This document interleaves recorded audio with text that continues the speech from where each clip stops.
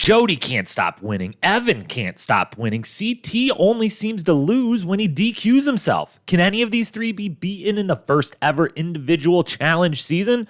Plus, Real World Key West alums get a rude welcome to the Challenge House. TJ is out here giving out the best prizes of all time. Pole Wrestle is not just born, but played 4 times over, and boy, do we get some bangers. Aneesa gracefully handles some bullshit thrown her way. Tina finishes off her challenge to-do list with a bang, and OMG, Diem and CT, their journey of love begins, and it's just the best and most heartwarming.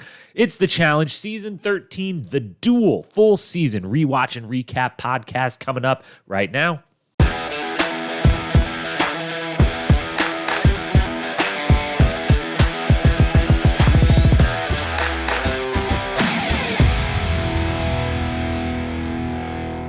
What up, my fellow challenge lovers? Welcome to the Challenge Historian, where we dive deep into all things the challenge, past, present, or future. If it's happening in the challenge universe, then we are here to document it. I am your host and dedicated challenge historian, Jacob Hollabaugh. Thank you so very much for being here with me today. On today's podcast, it is exciting times as the 2022 Challenge Series Rewatch rolls on into Season 13, The Duel, an all-time great season, an all-time impactful season in challenge history, one of my all-time favorite seasons, as this is really the season where I have my first confident memories. I remember watching it, where I was, what I was doing, what I was thinking about all of this when it was actually happening in real time, in one of the seasons that is the impetus for why we're even doing this rewatch series in the first place. Because, you know, it's one of those that's so great, so much going on, so many interesting subplots within it that it deserves to be talked about. And at the time it aired way back in 2006 and 2007, there just wasn't the coverage of the show the way that there is today. There wasn't, Twitter where we can all get all of our thoughts about this out there. There wasn't the podcast circuit and the write-ups and Variety and places like that. There was none of that, and that is the entire reason for this rewatch series in general, is to be able to go back and give some of these amazing, great seasons of old their due, their time in the limelight, rediscuss them, bring them back up, hopefully spur a bunch of people to go watch them and relive them again right along with me. And this is one of the seasons that's right up there near the top of the reasons why we need to do this, because we needed to be able to talk about The Duel. It's an all-timer for sure, not to get ahead of ourselves for the very end of this, but you can probably already guess where this season's grade will end up. We will get there the same way we've gotten to that point of every one of these rewatch podcasts. We're going to talk about the state of the challenge. We're going to talk about some of the biggest storylines of the season. We're going to hand out a bunch of awards, which will allow us to talk about even more minute details from the season. We'll give out an MVP. We'll give out a full season grade, the whole thing coming up here shortly. Only quick programming notes before we begin. We'll be back this week as the Challenge USA season rolls on. That season has been fantastic thus far. Recapping those episodes late every Wednesday night. So if you're not watching that already, I implore you should be. As someone who myself was a challenge-only fan, didn't know who any of these people were. If you're a little trepidatious about going over to the CBS world, you don't know who these people are, you're not sure, it's the same show. It's the same show. It's great. TJ's there. The cast is good. Everything's going well. Definitely check it out, and then you can listen to those recaps as well. And then this Friday, we will have a special edition of the Challenge Historian podcast coming at you. Our first ever player resume, player profile, if you will, cast member profile. I don't know what we're going to call it yet. We'll figure that out between now and Friday, but a podcast and separate video version on YouTube focused on a single player's career in this. We will not give away who that player is at this time, but it is someone near and dear to my heart, one of my all-time favorite cast members, who the only teaser I'll give you is we're doing them first because we've already covered all 4 seasons of the challenge that they competed on, therefore having all the knowledge we need to put together that little resume for them. So 3 pods coming this week, starting with the one you're listening to now. With that, let's go ahead and dive on in. Let's kick things off talking the Duel, season 13. Wrap your minds back all the way, rewind to 2006, and let's talk the state of the challenge. Starting, as we always do, the high level. We got to get our brains, 2006, a long time ago, depending the age of you listening. Maybe you watched this in real time. Maybe you didn't. Maybe you just binged it this last weekend for the first time ever. If you were one of those people, whew, man, you are lucky. The things I would do to be able to rewatch some of my favorite, not just challenge seasons, but, TV shows, movies, books, anything, to be able to rewatch for the very first time, reread something like that. Something as impactful and great as this season would be an absolute blessing. So for those of you who maybe have just seen it for the first time recently, hats off to you. Bet you loved it. Let's get to talking about it. We'll start high level. The state of the challenge in 2006. If I could just put one word to it, the challenge is pumping. It is just pumping along, pumping out those seasons. This season starts 1 month, airs 1 month after the previous one, fresh meat. The next season after this will start or air about 8 weeks, 7 to 8 weeks after this. So they are going from the twice a year to the how can we get this to be basically on our televisions every week of every year. Possible while still being able to allow the same cast members a little bit of a break, a 1 to 2 week break to hit that bar circuit and whatnot between. But they are just pumping these out. It is a gold mine for MTV at this point. And even more so, they are flooding it with recent real world casts. They know this is now the third challenge season in a row where there was only a real world season before it that precluded it.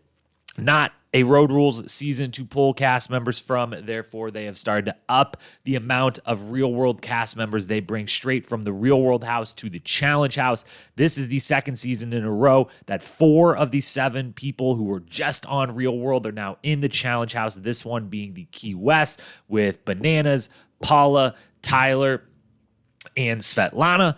Previous season to this, Fresh Meat obviously had 4 Real World Austin cast members, and now Nehemiah, a 5th Austin cast member, is here for this season. So they are really putting the Real World has achieved maximum velocity. It is at this point likely, while they can't feel it quite yet, because Austin and Key West were 2, massive seasons, hugely successful, memorable, iconic seasons. So in the moment, they maybe don't realize they're on the precipice of finally starting to tail off and slow down a little bit. Retroactively, we can tell that this is kind of an inflection point for the Real World. The first one where it's like, hey, it's not going to die anytime soon by any means, but it is going to start to tail off a little bit here. So they're getting the most out of these Real World casts without the Road Rules there to supplement the cast as well, except for we do find out from a Road Rules perspective, it has been dead for a couple years, but it has been resurrected for one last, what we now retroactively know, ill-fated attempt called Viewer's Revenge. But that is announced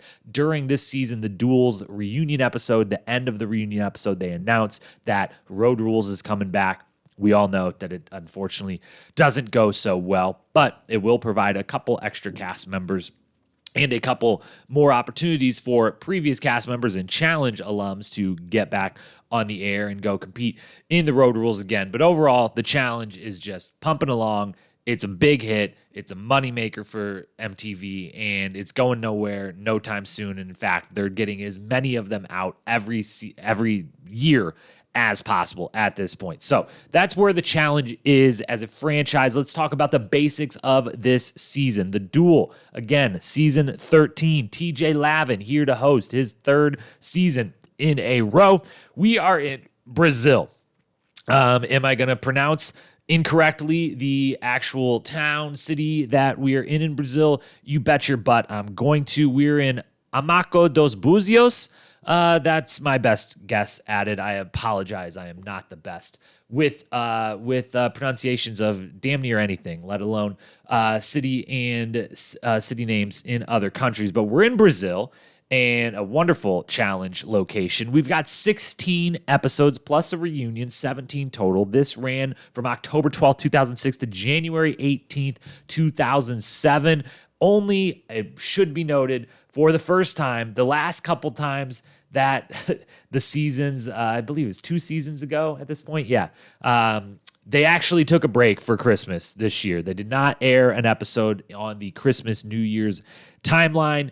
A couple seasons ago, they had the audacity to air an episode on December 26th and January 2nd, which normally any TV program of any kind, non-sports related, you take Christmas and New Year's the day of, day before, day after. You take them off. You don't necessarily air your show. So they did that finally on this season. So I guess that's a little bit extra state of the challenge. They maybe didn't think they had the power. They weren't as on such a power trip to think they could override a regular TV schedule. So they doubled up on January 4th episodes. We had a little 2-week break near the end of this season.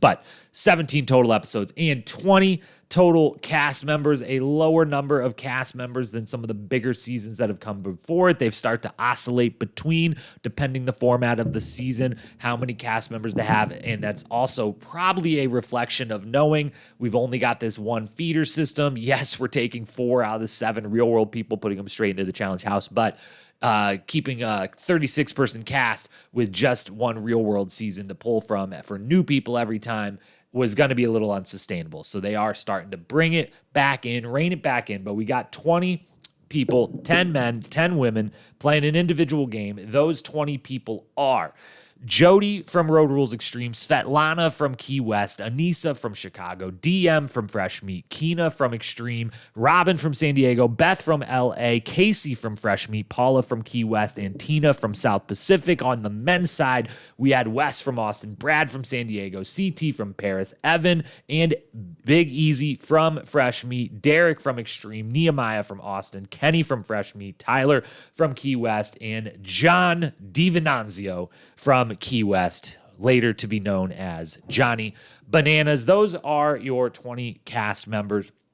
That's the basics of the season. So then let's move into the final high-level thing to talk about. Maybe my favorite thing to talk about every single one of these Rewatch podcasts, and that is the evolutions in the challenge. The first, the history made, the statistical supremacy that was brought via winning or doing something on this season. All the evolutions, all that stuff. I love discussing this stuff. So let's run through those first. And there's an obvious one. We've already said it a couple times. We said it in the very open to this podcast.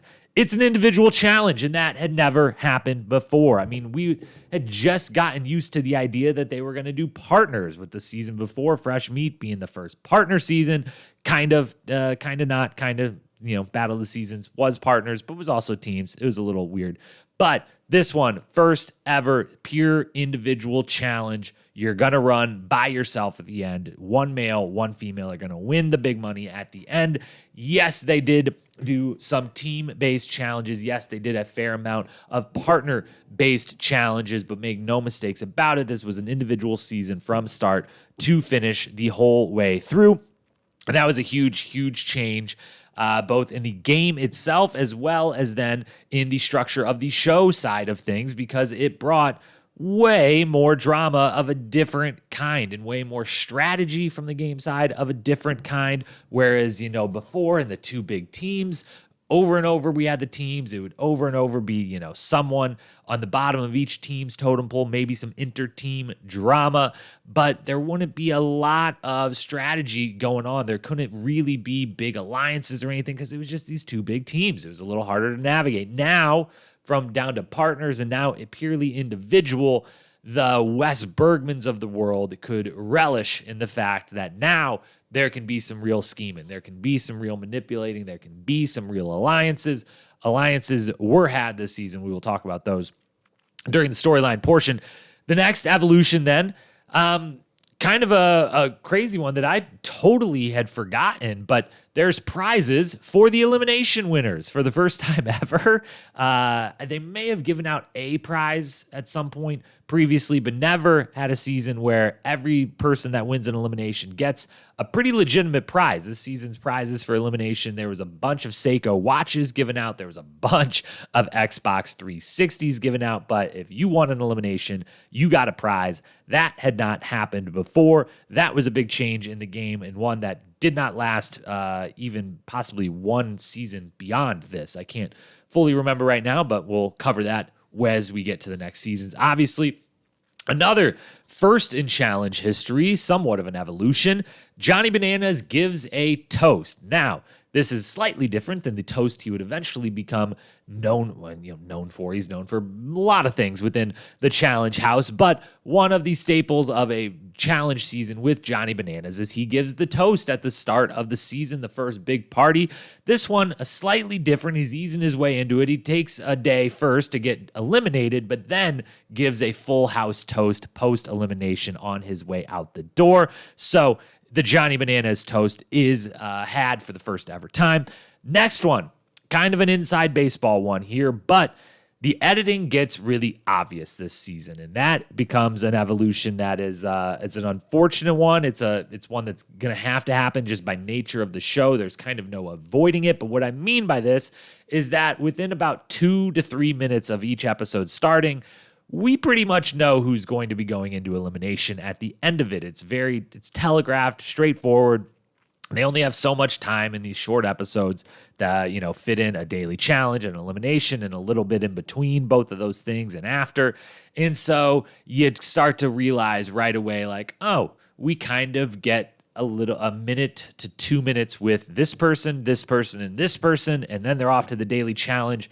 Well, wouldn't you know, one of those 3 people is going to win the daily challenge and the other 2 are going to be in the elimination, and it's a guys week and they focused on these 2 guys. So I guess it's going to be those 2, isn't it? And yes, it is. And the editing gets rather obvious. They deal with this over the years, especially once the episodes go out to 60 minutes or even 90 minutes. They're able to work around this a little more. Some episodes, depending the storylines going on, are more obvious and easy to work around than others. But this is the first real season where I feel like that obvious editing, I am 2 minutes into this episode and I know who's going into elimination. I don't know who's going to win it, but I can clearly tell that it's obviously going to be these 2 people in elimination. That really starts this season. Then another huge first, maybe one of the biggest we've ever discussed in this segment of the Rewatch series, Pole Wrestle. Pole Wrestle is here. Pole Wrestle is introduced for the very first time. It's not just introduced, it is played 4 times this season, which is unbelievable and insane. And I feel bad and I get achy just thinking about the 4 different matchups that were had this season, even 15, 16 years later, whatever it is, how sore these people would have been from these absolute battles that we see in Pole Wrestle this season. But Pole Wrestle is introduced and brought into the world of the challenge, never to leave again. There would be a season here or there where we wouldn't see it, but as we all know, it has become a true staple of the challenge. You can't really have a season without at least having one pole wrestle matchup. Some of the best pole wrestle matchups ever are some of the most iconic moments in challenge history, one of which does take place this season, and we will be talking about in length here soon. Then the final real evolution of in both the show and the sport side, bringing them together. The first ever double elimination to end the season. They had never done this before, and it would become eventually, it isn't every single season, but it's most of them, and it is both from a game side of thing and especially from a show side of thing, an important evolution that was made, that we get to the end of the season, and right before the final, there is a double elimination. It is not a men's elimination or a women's elimination or even one single team. It is a double. And that way, it does a couple things. One, it's just the drama and the stress and everything is way higher. That's always good for the show, for us viewers at least, not so much for those actually partaking. It also avoids what had happened a few times in the seasons prior to this one where, if the cycle is a men's elimination, then a women's elimination, that last cycle of the season, the 3 or 4 guys that are left maybe don't give a shit about that last daily challenge when it's just the last women's one and they're officially in the final. They're just kind of gearing up. And then if they have to be involved in partners or somehow in that final daily, they don't give their full effort. It screws one side over, whoever has to go last on that. So it fixes that, and most importantly, from the show side, it keeps more people around as long as possible. Even if they only want to run a final with, in this particular season, they run a final with 4 people, which is an error that they would come to realize and fix later on. But keeping extra people around right up until that very, very end, or even allowing those double eliminations to bleed into the final episode and kind of juice up instead of just the final. We get some eliminations on top of it. The whole thing, it works really, really well. And it was something that would debuted this season and would be around for a long time to come and still used to this day. As for a statistical front, a couple statistical milestones met this season. The biggest one, probably, arguably, they're all related to Wes and Jody. The biggest one, though, is that Wes officially becomes the most decorated elimination contestant ever. With his one win on this season, he becomes 6-0 in eliminations, breaking his tie with fellow partner from Fresh Meat, Casey, with Sarah from the Gauntlet, and with Derek himself, who Wes beats this season in an elimination, which he says is, I'm calling you out to see who's the best at this. He acknowledges to some degree that they both have won 5 times before, and he gets that win. He becomes the first person with 6. He would take the lead and not look back for a very long, long time on the most elimination wins ever. As for the highest earners in challenge history, Jody and Wes both win $150,000 this season. That is the biggest single person prize that anyone has won in the history of the show up to this date, which means they vault up the highest earner rankings. Jody is now, as of the end of this season, the second highest earner ever with $176,000, $26,000 from back when she won a few seasons prior, and then $150,000 for winning this season. A big change for her. And then Wes is now in third at $160,000, his $10K from Fresh Meat plus his $150K here. Duel is the only person still in front of them at $240,000+. Jody also becomes the 11th two-time winner. She joins the two-time champion club, the 11th person in that club. Wes, it becomes the 49th person to win the challenge ever. There are 49 champions ever across these first 13 seasons. And then the final thing that was interesting to realize right away, and that is that Wes officially, 2 seasons into his challenge career, he is officially the camera's favorite cast member ever. And I say that because after this season is over, if you only look at cast members who had been in 10 or more episodes at this point, to weed out the couple folks who had, been on one season, eliminated second episode, and got, 12 confessionals in that second episode. So their average per episode is completely inflated just because they were only there once or twice. Out of any cast member 10 or more episodes appeared in, Wes by far has the highest confessionals per episode number at 4.5. Only Svetlana, which just from this single season making it to the final, is at 4.1. And when 4 people are in the final only, that inflates those numbers a little bit, which is part of why she's up there. She's also heavily featured this season. But then third place, 3.7, fourth place, 3.5. So Wes is one more confessional more than really third and fourth place on this list. He is by far the most featured cast member we've ever seen in his first 2 seasons. And that wouldn't change anytime soon. He would take a pretty lengthy break after this season, but when he comes back, he's still one of the faces of the franchise the moment he comes back, from this moment on, really from the day he stepped into the Challenge House. So that's some statistical history made. We got our first ever double elimination. Pole Wrestles here. The editing's getting obvious. Johnny Bananas is given toast. We're playing an individual challenge game. Those are some of the evolutions. That's where we stand from a high level. Let's break it down further now. I think we're ready. I think we've got our brains wrapped back around what this season was, the Duel. Let's talk about some of the biggest storylines that happened within it. Storylines from the Duel. There is only one place to start. If we only talked about one storyline, that even in a season this great with this much going on, it would probably be all right, because that storyline is Diem and CT falling for each other. This is just an iconic season because of this relationship and this story that would take place. Now, obviously, we know we are talking about this in retrospect many years later. We know not only where this relationship would eventually go, but where these lives would go. We know that Diem is looking down on us from heaven now. May she rest in peace. The angel that she was, always will be. And so I know this, talking about this season in particular is a lot more joyful than the future seasons featuring both of them or them individually may be at times. But in, wanting to come back and talk about each of these seasons individually, I do want to talk about them kind of individually as if we had just watched them in that moment, and we don't totally always know how were we feeling in that moment, or would we have been feeling in that moment without knowing where things were going to go. So obviously we give the disclaimer that, these two would eventually have a rocky relationship that, a lot of benefits to both of them, but a lot of, tumult within it. And, we're happy that, CT nowadays, 16 years later, whatever it is obviously in a really, really great place. And we know what eventually would happen with DM's story. But we are going to discuss this season in particular, as we're going to do with every season moving forward, and with not just with them or with anything that happens in any of these seasons when there's multi-season storylines that start really cropping up because of the reoccurring cast nature of this. That's going to happen. This is one of the first big ones.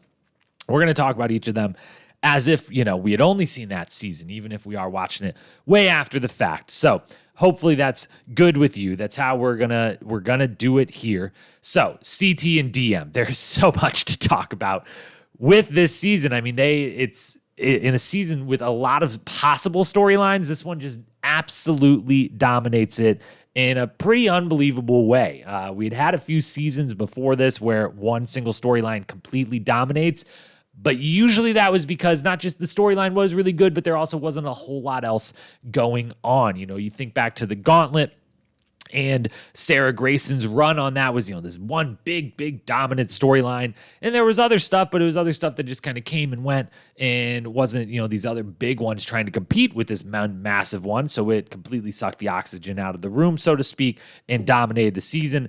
This season is, while, this one completely dominates it start to finish, there's a lot else that could have, if this wasn't a part of the season, there's a lot else that could have filled the void. No problem at all. We will talk about some of those, but we've got to go pretty in depth on this one first. So CT and DM, I've got to say, I obviously have not seen every episode of every reality television show that there's ever been, but I can say with confidence, regardless, this is the greatest love story ever to unfold on reality television.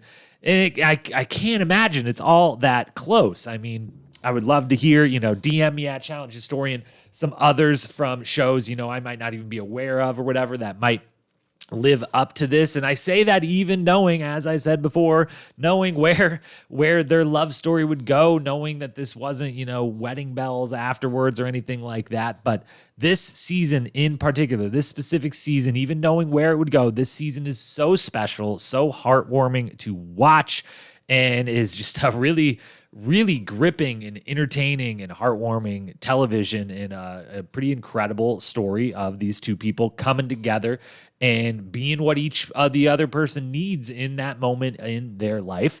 It's the dominant story of the season, as it should be. It sucks up all of the oxygen. And just to recap coming in, DM status coming into this season, we had seen her for the first time on Fresh Meat the season prior.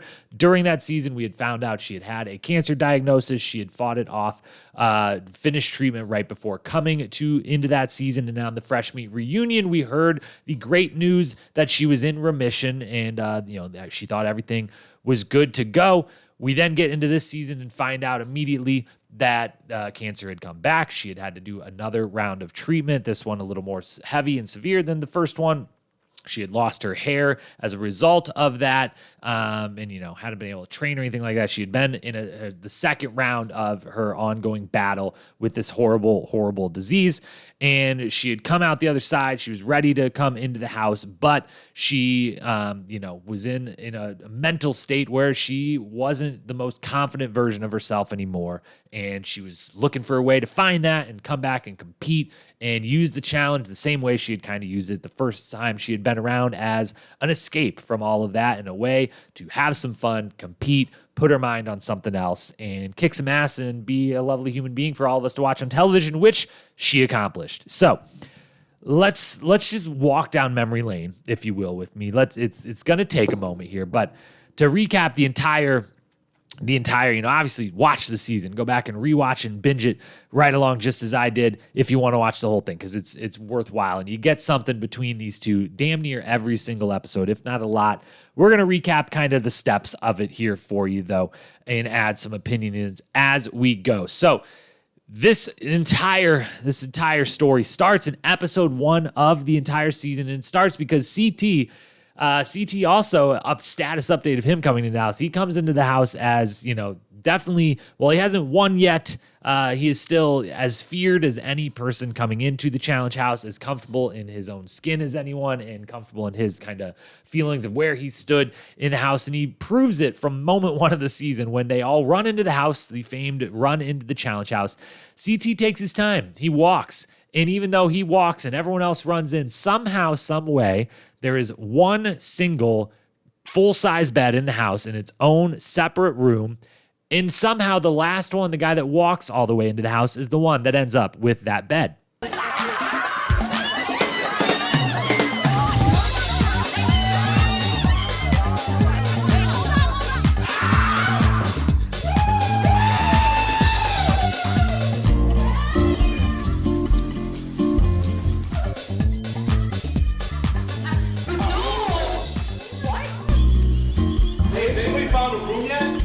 This is not even freaking fair.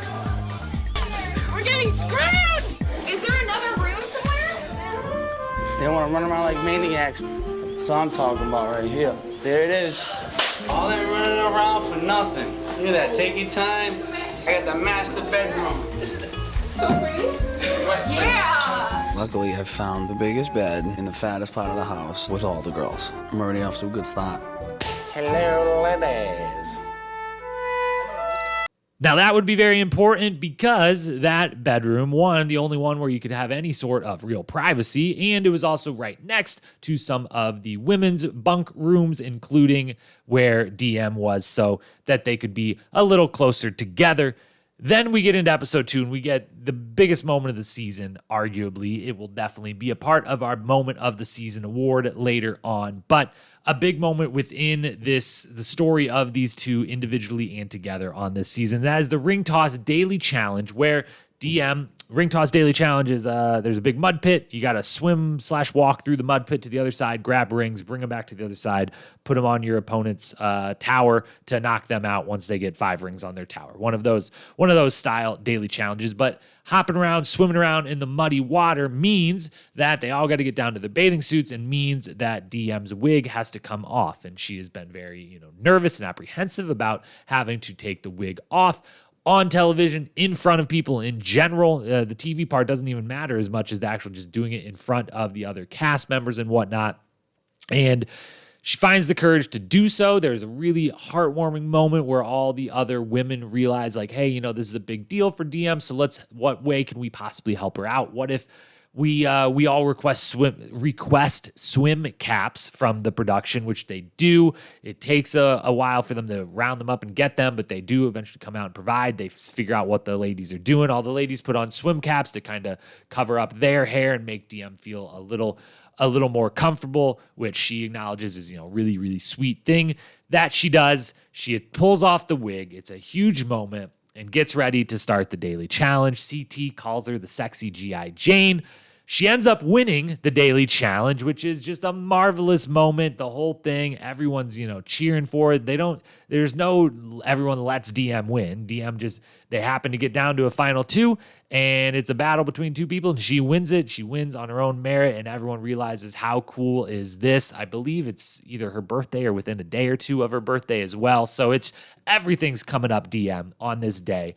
It's, is heartwarming, is amazing of a moment as the challenge has really seen. And it's the start of not just, Diem's story is blossoming before our eyes, but also CT getting comments in there of like, man, this is really impressive to watch of her, but also I think I'm kind of into this woman as well. The whole moment is, to some degree, spoiled maybe is the wrong word, but is taken over by the Tina Beth punch that we will talk about later. But it should be said, on the reunion episode, Diem does claim that she actually liked the fact that right after this big moment where everyone was paying all the attention to her, that Tina punches Beth and then all the attention goes over there instead, and that she kind of liked being out of that. She does that might have been a bit of a half truth, whether it was more comfortable, but I think the attention was good and deserved, and it wasn't spoiled in any way by Tina and Beth. It actually, just from a viewership standpoint, turns into one of the craziest episodes that we've ever had of the challenge, because this huge thing happens, this huge heartwarming thing, and immediately follows like, wait, now someone's punching someone? What the hell is going on here? So much stuff. We'll talk about that episode later during the Best Episode Award. Follow that up then.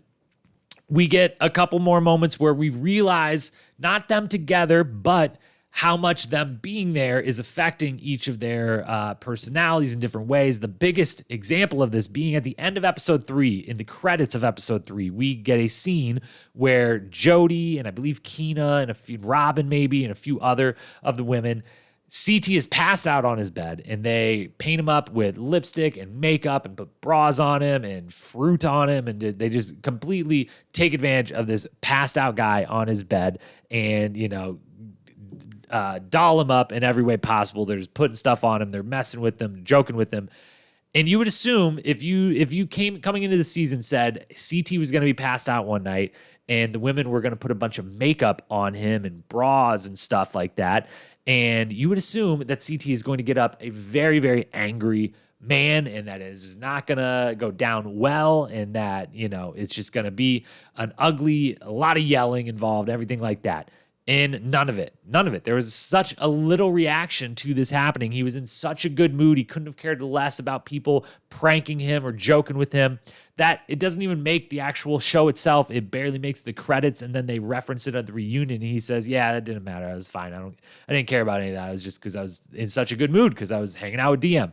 And that was a very obvious example of CT having a little bit of a change of attitude and how he possibly would have handled that in previous seasons and possibly future seasons. But in this one, he was in such a good place, having such a good time, that even being pranked like this, he had no qualms with that. We get all the way to the 6th episode, and that's when things really start to heat up. They're dancing at the club. They're the night after. They're sitting outside chatting all night. They're being cute. They're being flirty. CT is openly, telling her like, when are you going to let me kiss you? We're partners in this season for the rest of the season. And they're just being super cute, super flirty, learning about each other, opening up to each other. It's all great. But that very same night, we get CT talking with Beth and Aneesa about not being sure if he should be focused on Diem, focused on the game, if he's getting played or not. We see the first ever seeds of like, this feels organic, this feels real, this feels, good, but like, we're also in this reality television show on this house, and it's a weird dynamic and it's a weird game, and I don't know what is getting crossed with what and how to feel about it. So we get some trepidation from CT, but then we get a few more episodes later, we see him flirting throughout, and it gets all the way to episode 11 when they become partners for a daily challenge. A daily challenge is important to both of them to win that day, but CT couldn't be bothered to focus on the challenge. All he wants to do is flirt with Diem beforehand. He isn't concerned about duels because he thinks he's too good. He's just going to win them anyways. He cares a little bit more about her than the game with every passing round of the game, whereas she starts to care a little bit more about the game alongside with him as each day passes. In that very same episode is then when we get iconic moment number 2. If Diem taking her wig off is number 1, the second of many great moments between these two or individually from these two this season, the second one, the big one, definitely going to be in the greatest moments of all time bracket when we do that later on after finishing all the seasons. And that is the kiss on the cliffs. Earlier, a few episodes prior, CT asks Diem, hey, like where are we going to have our first kiss? You've told me I got to wait. So when are we going to have it? She says, you can't plan it, but also the cliffs are kind of nice. And so we get to the end of episode 11. She goes for a jog. He gives the nod. They go to the cliffs, and history is made.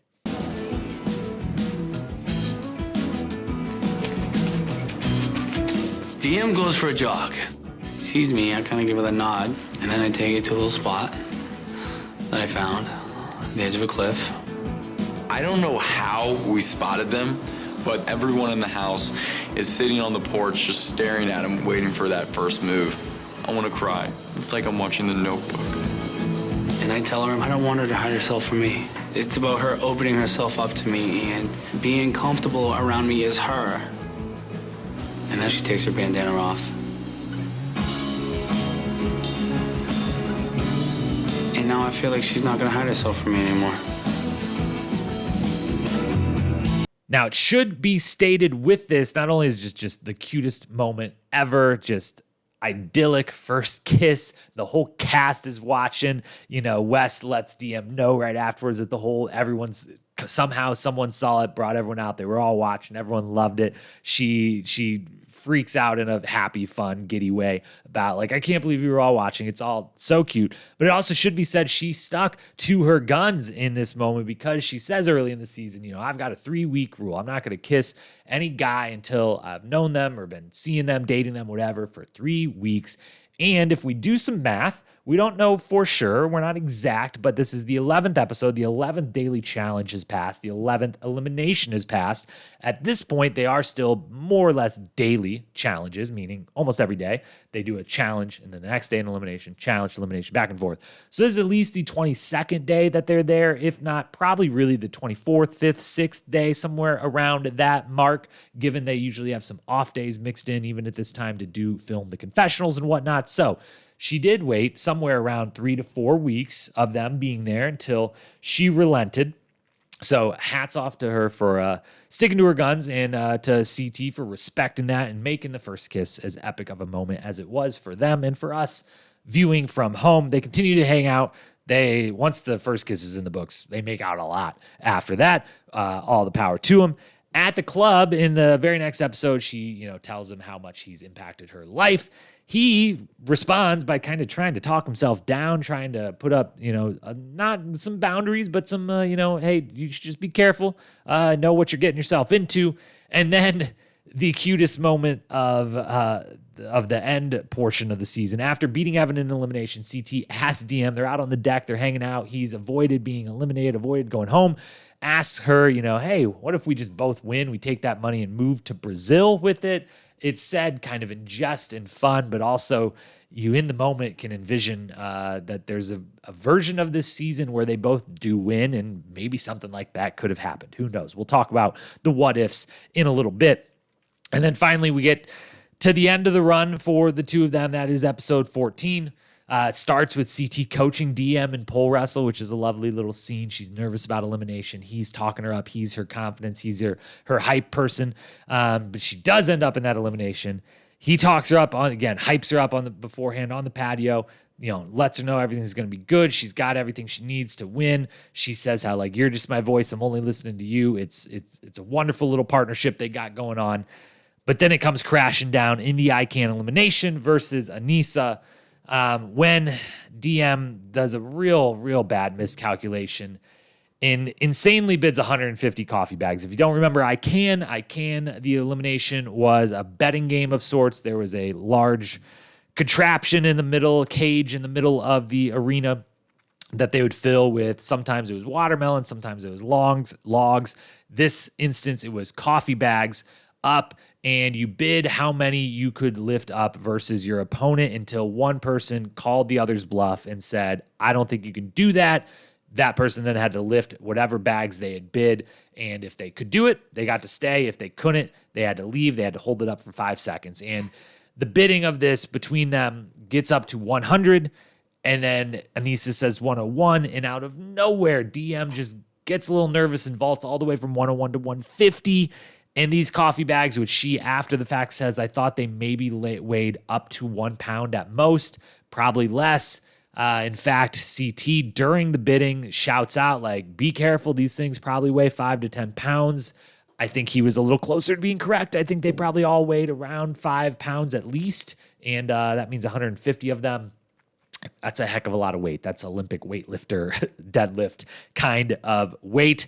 Not your average challenger being able to pick up, which she is not. It's honestly an incredibly hard moment to watch her unbelievable effort and giving it every ounce of energy she possibly has to try to pick it up. But it's very tough to watch. CT has to pick her up off the ground after losing, and they have to say their goodbyes. And in saying their goodbyes, they talk about what each of them has meant to the other one during the season. For you, Diem, you're always a true competitor. Hold your head high. Hey, you gave it a shot, all right? You got 20 minutes to get your stuff. You know how it goes. The rest of you guys, see y'all next challenge. I don't want Diem to go home. I feel like if she wasn't here, I would have been stereotypical CT, tearing down the house. I miss you. After seeing her support me the way she did, I think we'll always have a special place in each other's heart. You made me really happy, and I feel so much better now, and I just want to say thank you.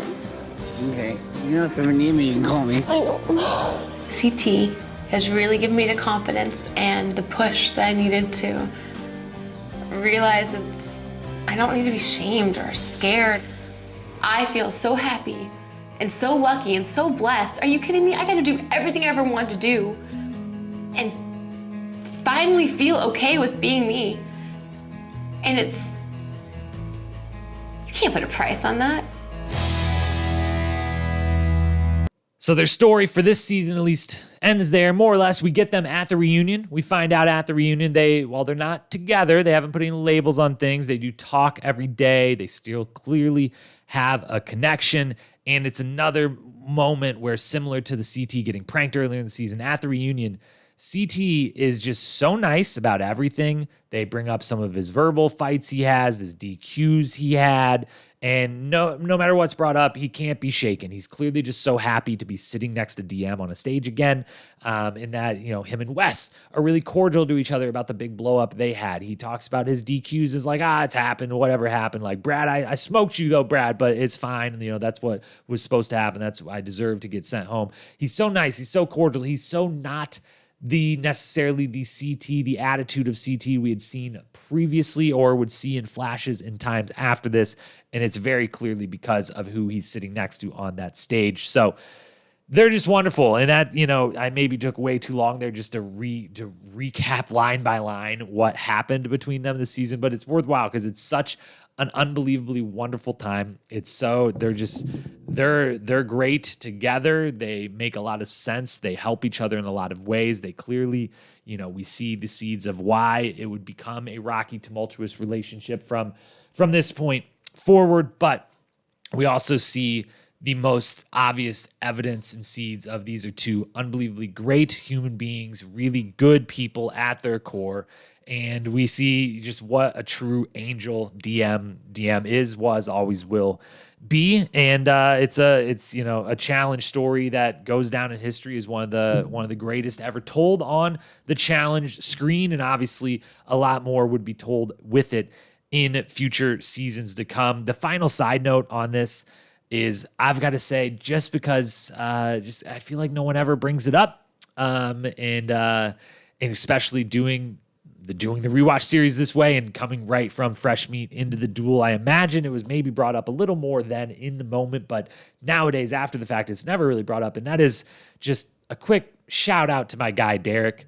Derek, who, extra shout out, just as of recording this, got married last weekend or 2 weekends ago, and is living a great life. Everything has worked out for my guy for certain, but it is interesting looking back and seeing that Derek in this season on the Duel is, of all the seasons he was on, definitely the most quiet, kind of in the background, keeping to himself a bit. And while I have no idea, nor do I even really want to ask to ever bring that up from him. But we know from Fresh Meat, the two of Derek and Diem kind of fell for each other as partners. We know we talked about on that reunion, it seemed like maybe one person had been friend zoned a little bit after the fact, and maybe had hoped for more. And while they seem to remain good friends, I can imagine being in the house a few months after coming off the experience that they had together on Fresh Meat, that is Derek and Diem, a few months later being in this house and watching this relationship unfold maybe played a small part in why Derek was a little bit more quiet or reserved that season. So just as always, shout out to the legend that is Derek Kaczynski. But otherwise, that's CT and Diem. That is their story from this season, an all-timer for sure, and by far the biggest storyline of the season. Next up then on the biggest storylines of the season, after the iconic CT and Diem relationship, there are still plenty of big storylines that went down. And this one, a little more chronologically here, the next big one we have to talk about is just Key West getting decimated and Fresh Meat along with that, and just the ever-growing sense that rookies, and the newer you are in the challenge house, the more likely you are to get sent home first right away. Often, Key West becomes the second straight season where 4 cast members from one season, Real World Key West, come into the house after the Real World Austin did so on Fresh Meat. And even back on Fresh Meat, if you remember, even though 4 of the 12 of alumni were actual rookies from Austin, they were still targeted over the actual Fresh Meat on that season. So it's become a thing. And this season, Key West gets that same treatment here. Why immediately they get in the house, and everyone, friends and non-friends alike that have been on 2, 3, 4 seasons before, all decide without even anyone having to fully say it, hey, there's 4 people here from a new show. One, they just got here. They haven't earned their stripes, so to speak. We don't hear that phrase yet. That will come later from one of these Key West individuals. But we do get the obvious sense of, hey, there's 4 of them. They could, if they were allowed to stick around long enough, that could be a big alliance. And they just got here. They were just on the Real World. We get the time to shine. Let's get rid of them right away. And then following Key West comes Fresh Meat as well, kind of having targets on their backs, being in their second ever seasons. So the whole season starts with Tyler calling out Johnny for the first elimination on the men's side. It comes down. They do the duel drawing, which if you don't remember and did not rewatch the season before listening to this podcast, I'll fill you in. The way the eliminations work on this season is the winner of each daily challenge. If it's a male duel day, the female winner of the daily challenge gets a nice prize. The male winner gets to start the draft process, if you will, where they then pick a female who is safe. That person picks a male, a female, a male, and you draft order until the last, if it's a male day, the last male left unchosen is the one going into elimination. So it mattered to always kind of have that 1 or 2 people of the opposite gender who were going to be willing to say your name in line and keep you from being one of those last people. First episode, first time we have to go through it, it comes down to Tyler and John as the last 2 people left standing. Tyler is left to be the one going into elimination, and for unexplainable reasons, he decides to just say, you know what, that's what they wanted anyway, so John, come back down here. We'll just go against each other, which is the start of really, really blowing any chance Key West has at holding off this tidal wave that is coming at them, because he fully allows for the fact that one of the 2 of them will go home, where he could have picked anyone. Could have picked anyone he wanted. Those reasons wouldn't be explained, if ever really fully explained, until later on down the line, later seasons they would do together. But he picks Johnny. And he then beats Johnny in I Can after Johnny inexplicably only makes him pick up like 30 watermelons or something. It's just a horrible, horrible bet on his part, and Tyler easily does it. So they send the first one home, first episode. Then Tina punches Beth, so she goes home. So Paula and Svetlana avoid having to go into the first women's elimination because there isn't one.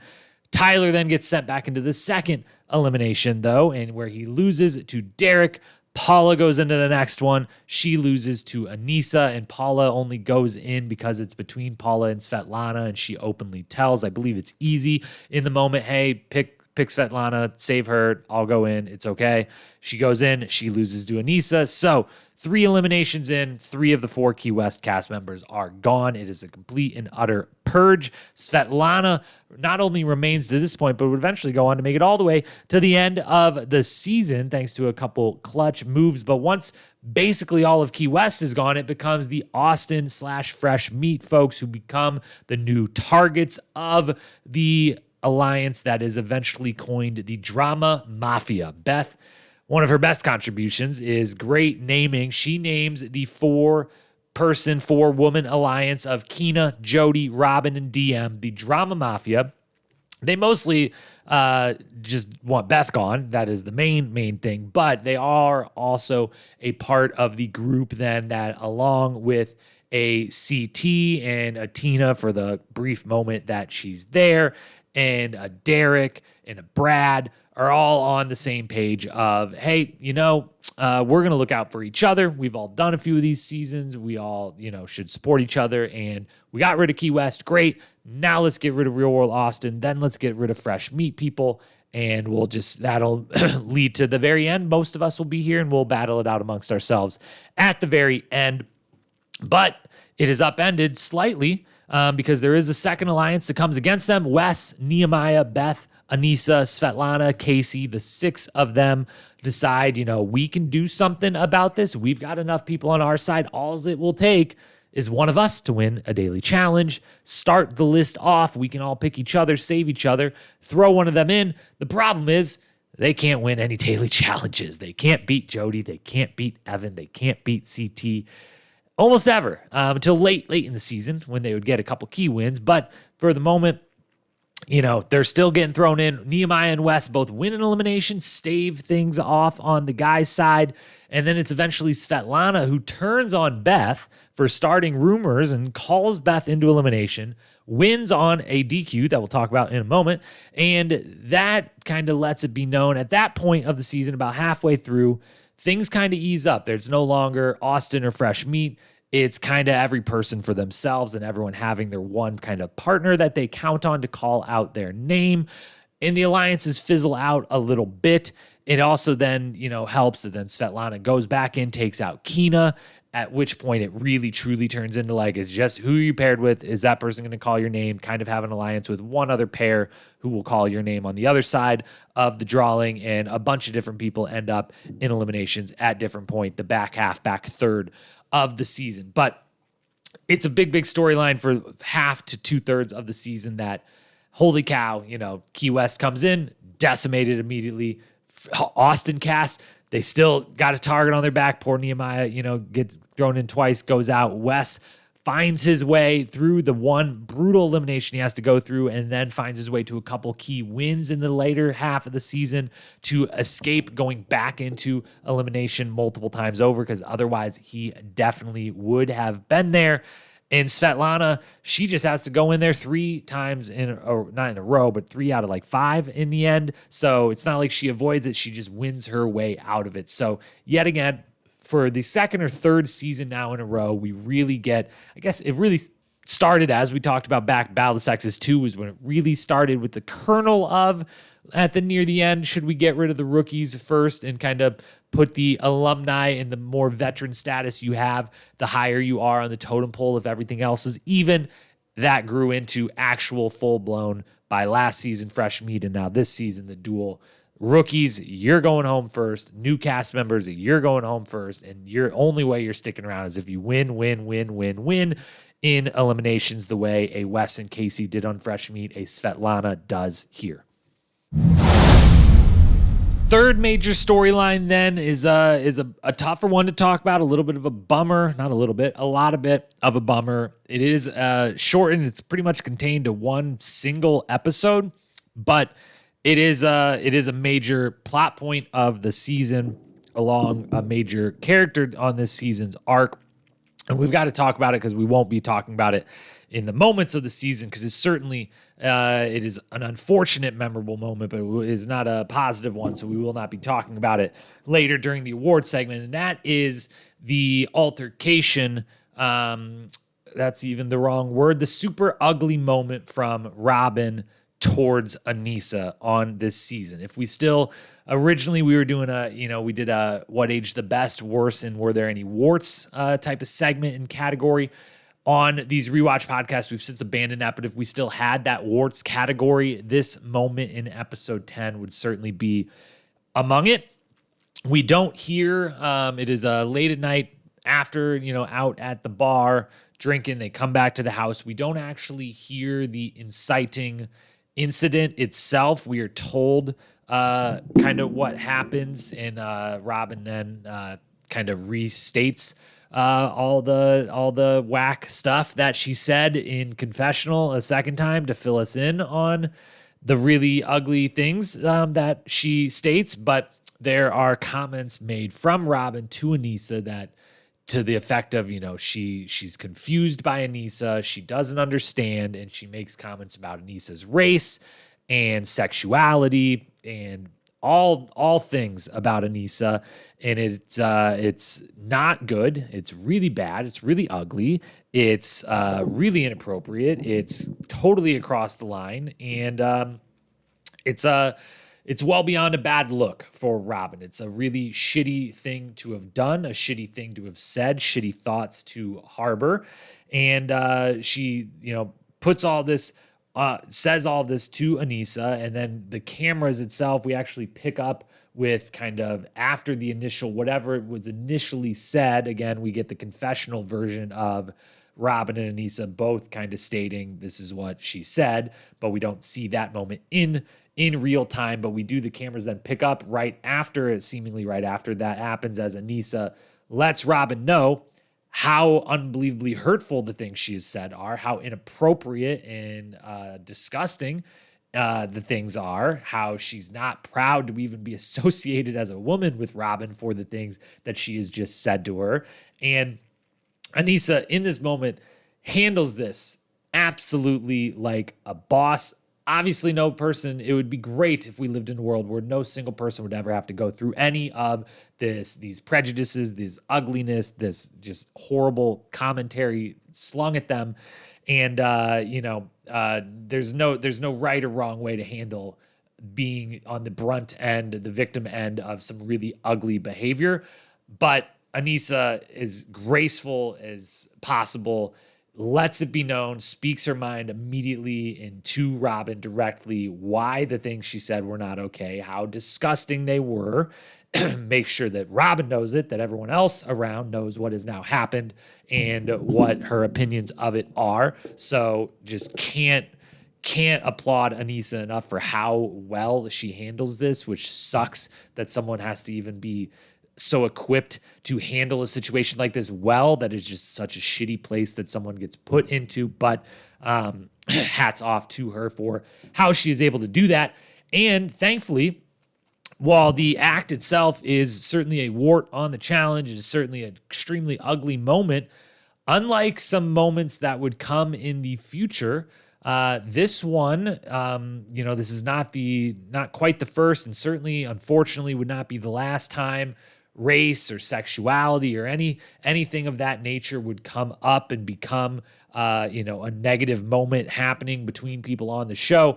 But this one, everyone does side with Aneesa, both in confessional and in the moment.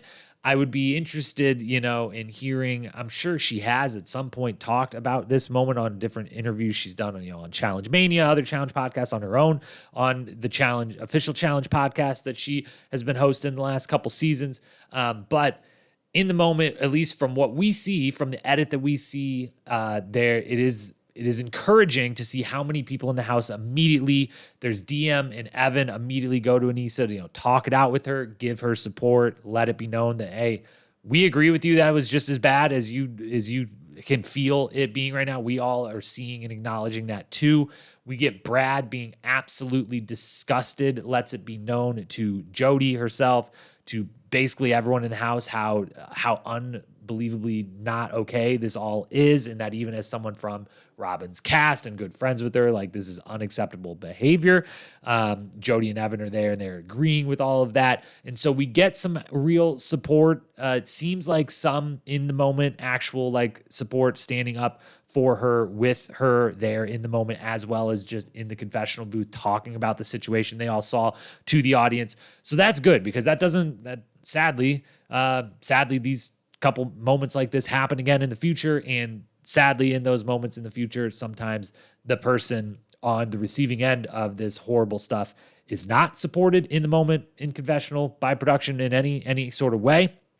They do then, Aneesa and Robin have a talk about it the next day, and it's not, they at least have a civil discussion about it. Aneesa in a more, once Robin is, not totally intoxicated, has slept off that, they're able to restate their opinions on the matter and what the feelings that were felt by Aneesa in that moment. So they get to have that talk.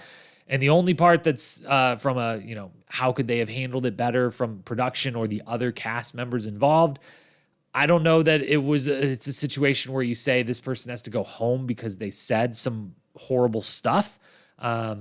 That's just a really tricky place for the show to get into, policing, what can be said, what cannot be said, what is, crosses that, where is that line? That would be an always very difficult to assess line of, you said some hurtful shit, you have to go home.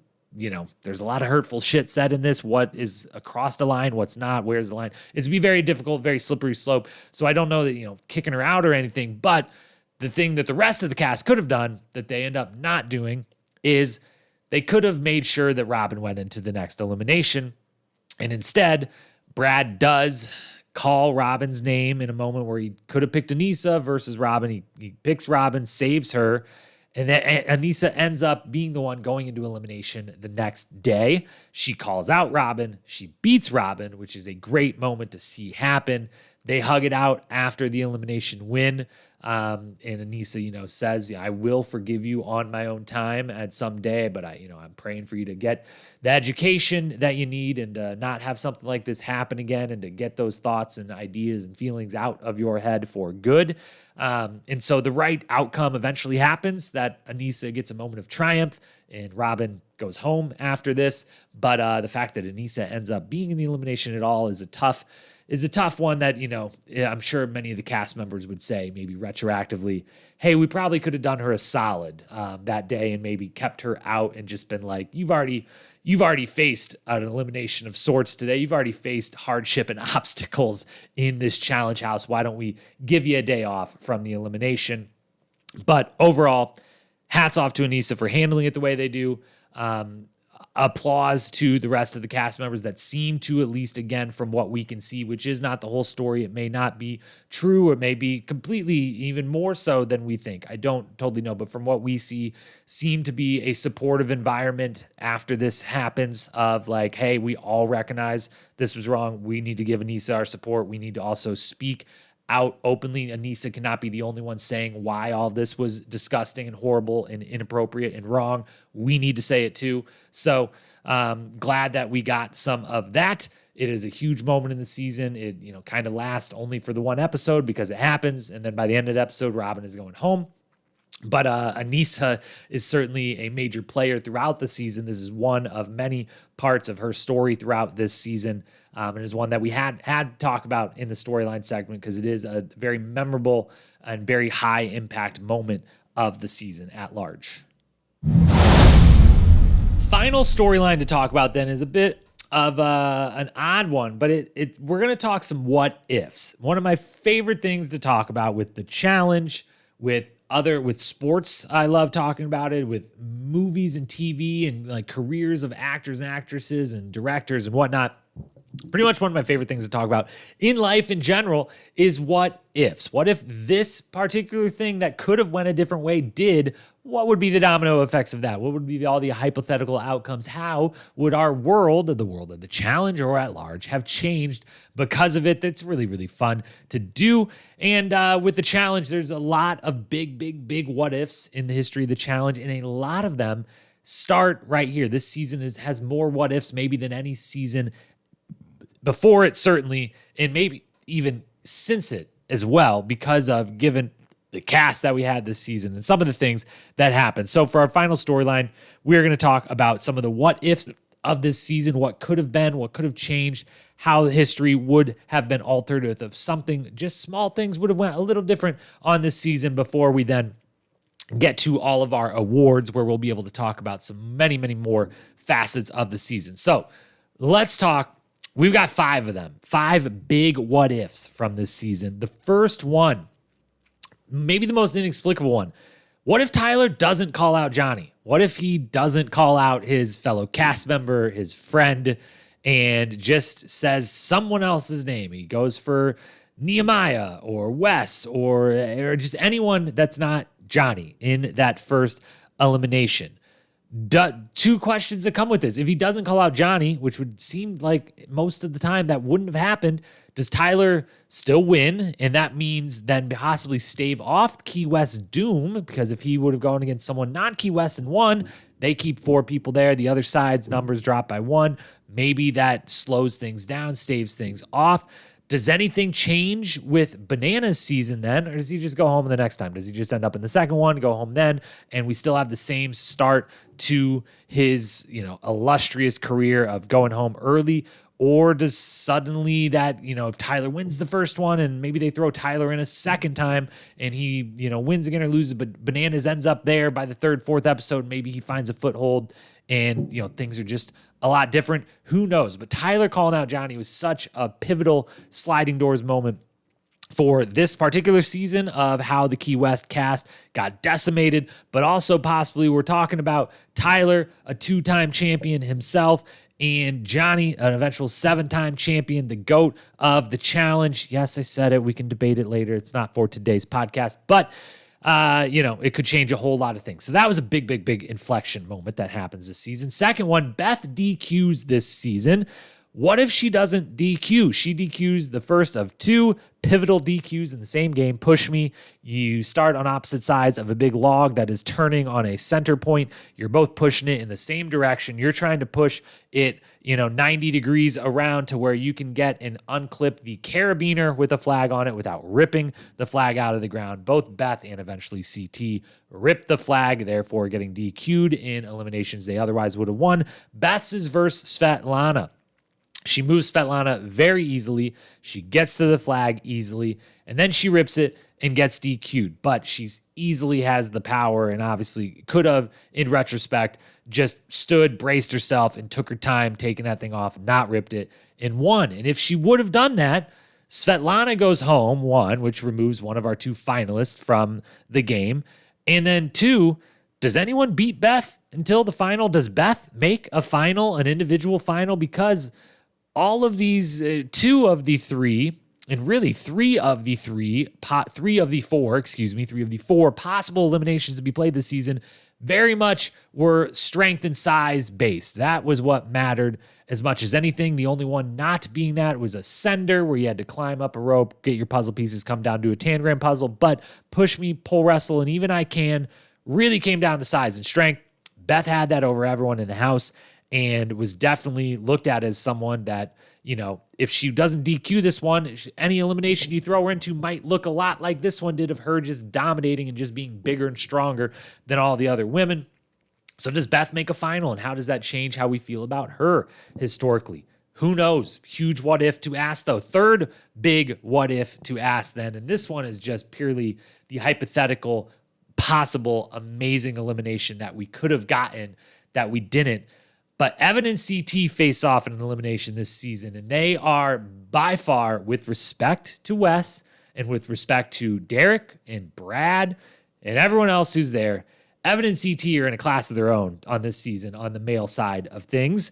And they end up going in against each other. Evan calls out CT late in the season to go into elimination, and they've got to draw cards. And they could have drawn Pole Wrestle, they could have drawn Push Me, but they draw a sender. And it's, a kind of lackluster elimination. CT wins.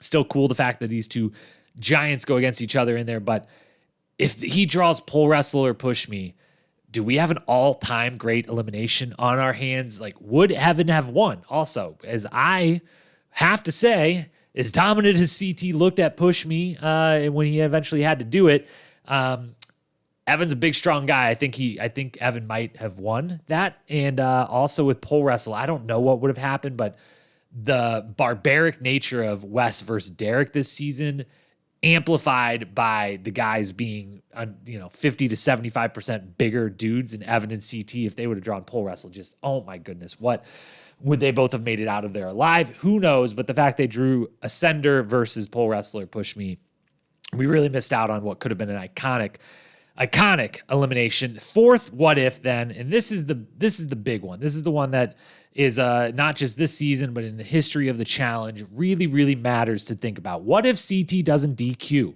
He DQs very famously last elimination of the season. Push Me versus Brad, same way Beth did. Gets to the flag, no problem at all. Quick, fast. He's yelling, he's grunting, he's doing everything.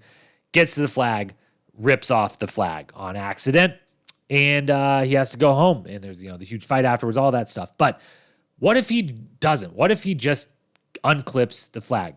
He wins, right? Like, no, like he definitely wins the final. With respect to Wes, maybe not, because they're the two kind of puzzle. There's really the one puzzle, but CT's good at puzzles. Like, so he figures that out just as quick. Running wise, who knows? I think it's a really close match. Maybe it still comes down to Wes would probably get the head start in the soccer match that we'll talk about in a moment. But probably I would put CT as the favorite because he was definitely the dominant player of the season along with Evan. But I would have given him the edge over Wes in that final. And if he then wins, what happens from there? First off, before we even get to that, there's no close call loss for Brad, which he ends up losing both Duel seasons by mere seconds, in literal half a second, 1 second on Duel 2. Technically wins time-wise this season, but loses because of the soccer thing. So that would have been avoided. CT and Wes in the final then, Wes still gets that head start. So maybe he wins, maybe he doesn't. If CT wins, though, he gets his first win. What's his life like after that instead? He doesn't have to wait another 9 seasons, 11 seasons till Rivals 2 to get a challenge win.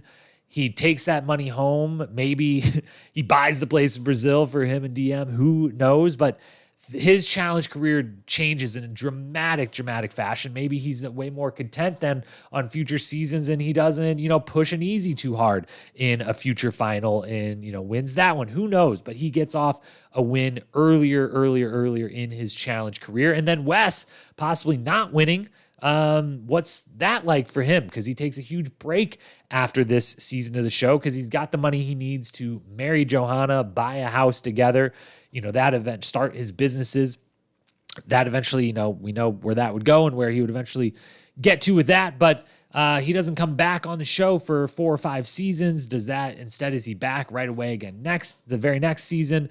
Does he win at any point? Does he and CT still become rivals on Rivals 2? Who knows? But so much. We're talking CT and West, 2 of the biggest names the game has ever produced, 2 of the most illustrious careers ever, and throw in Brad as the third in that, all 3 of them being changed completely based on this one DQ.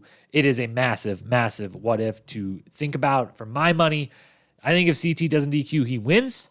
I think that means that he and Wes never become rivals because they don't have the blow up that happens at the end of this. That is the beginning of them becoming rivals in any sense.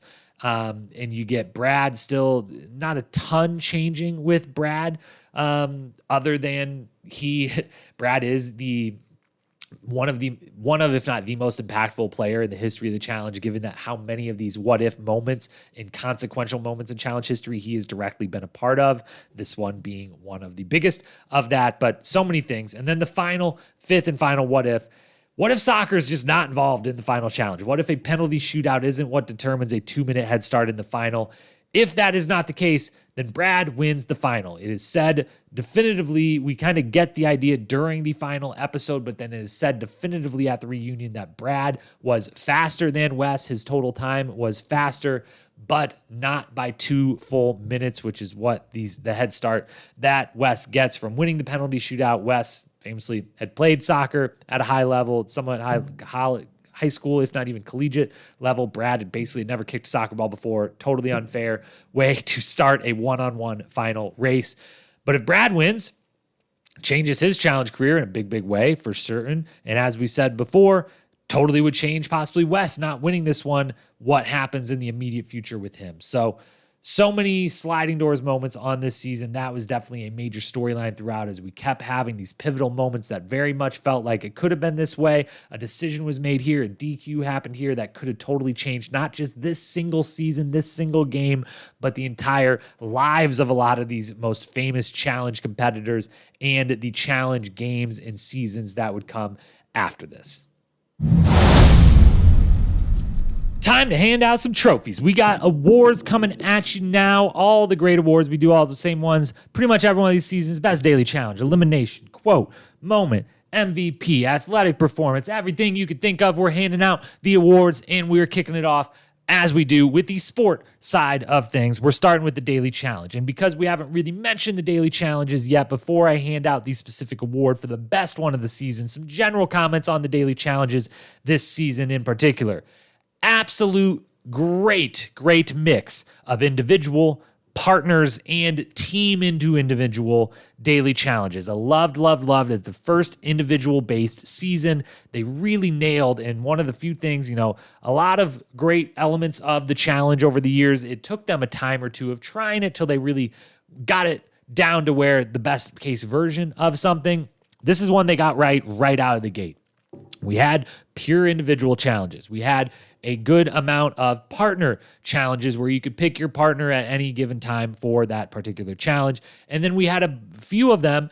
I don't think we had any single full-blown team challenge, just team to the end, but instead we had a couple that were nice mix-ups of split into two teams. You do this part first. When we're done with that part, then that winning team is splits into full individuals or pairs or both and competes for the actual win of the day. Loved everything about it. They nailed the mixture of those because it is more fun to have that. It adds more dynamic into it, more strategy into it, alliances into it than if it was purely, hey, every one of these daily challenges is just you're competing by yourself alone. Also, those ones take forever to actually do those ones. And so from a time standpoint and a production standpoint, it's really hard for them to pull that off. And that gives us, when they do the occasional team one or partner one and everyone goes at the same time, and now, hey, this only took an hour today instead of 9 hours. Now you got way more time at the house or at the club or for other stuff to go down and happen and end up on your television screen. So great mix from that point.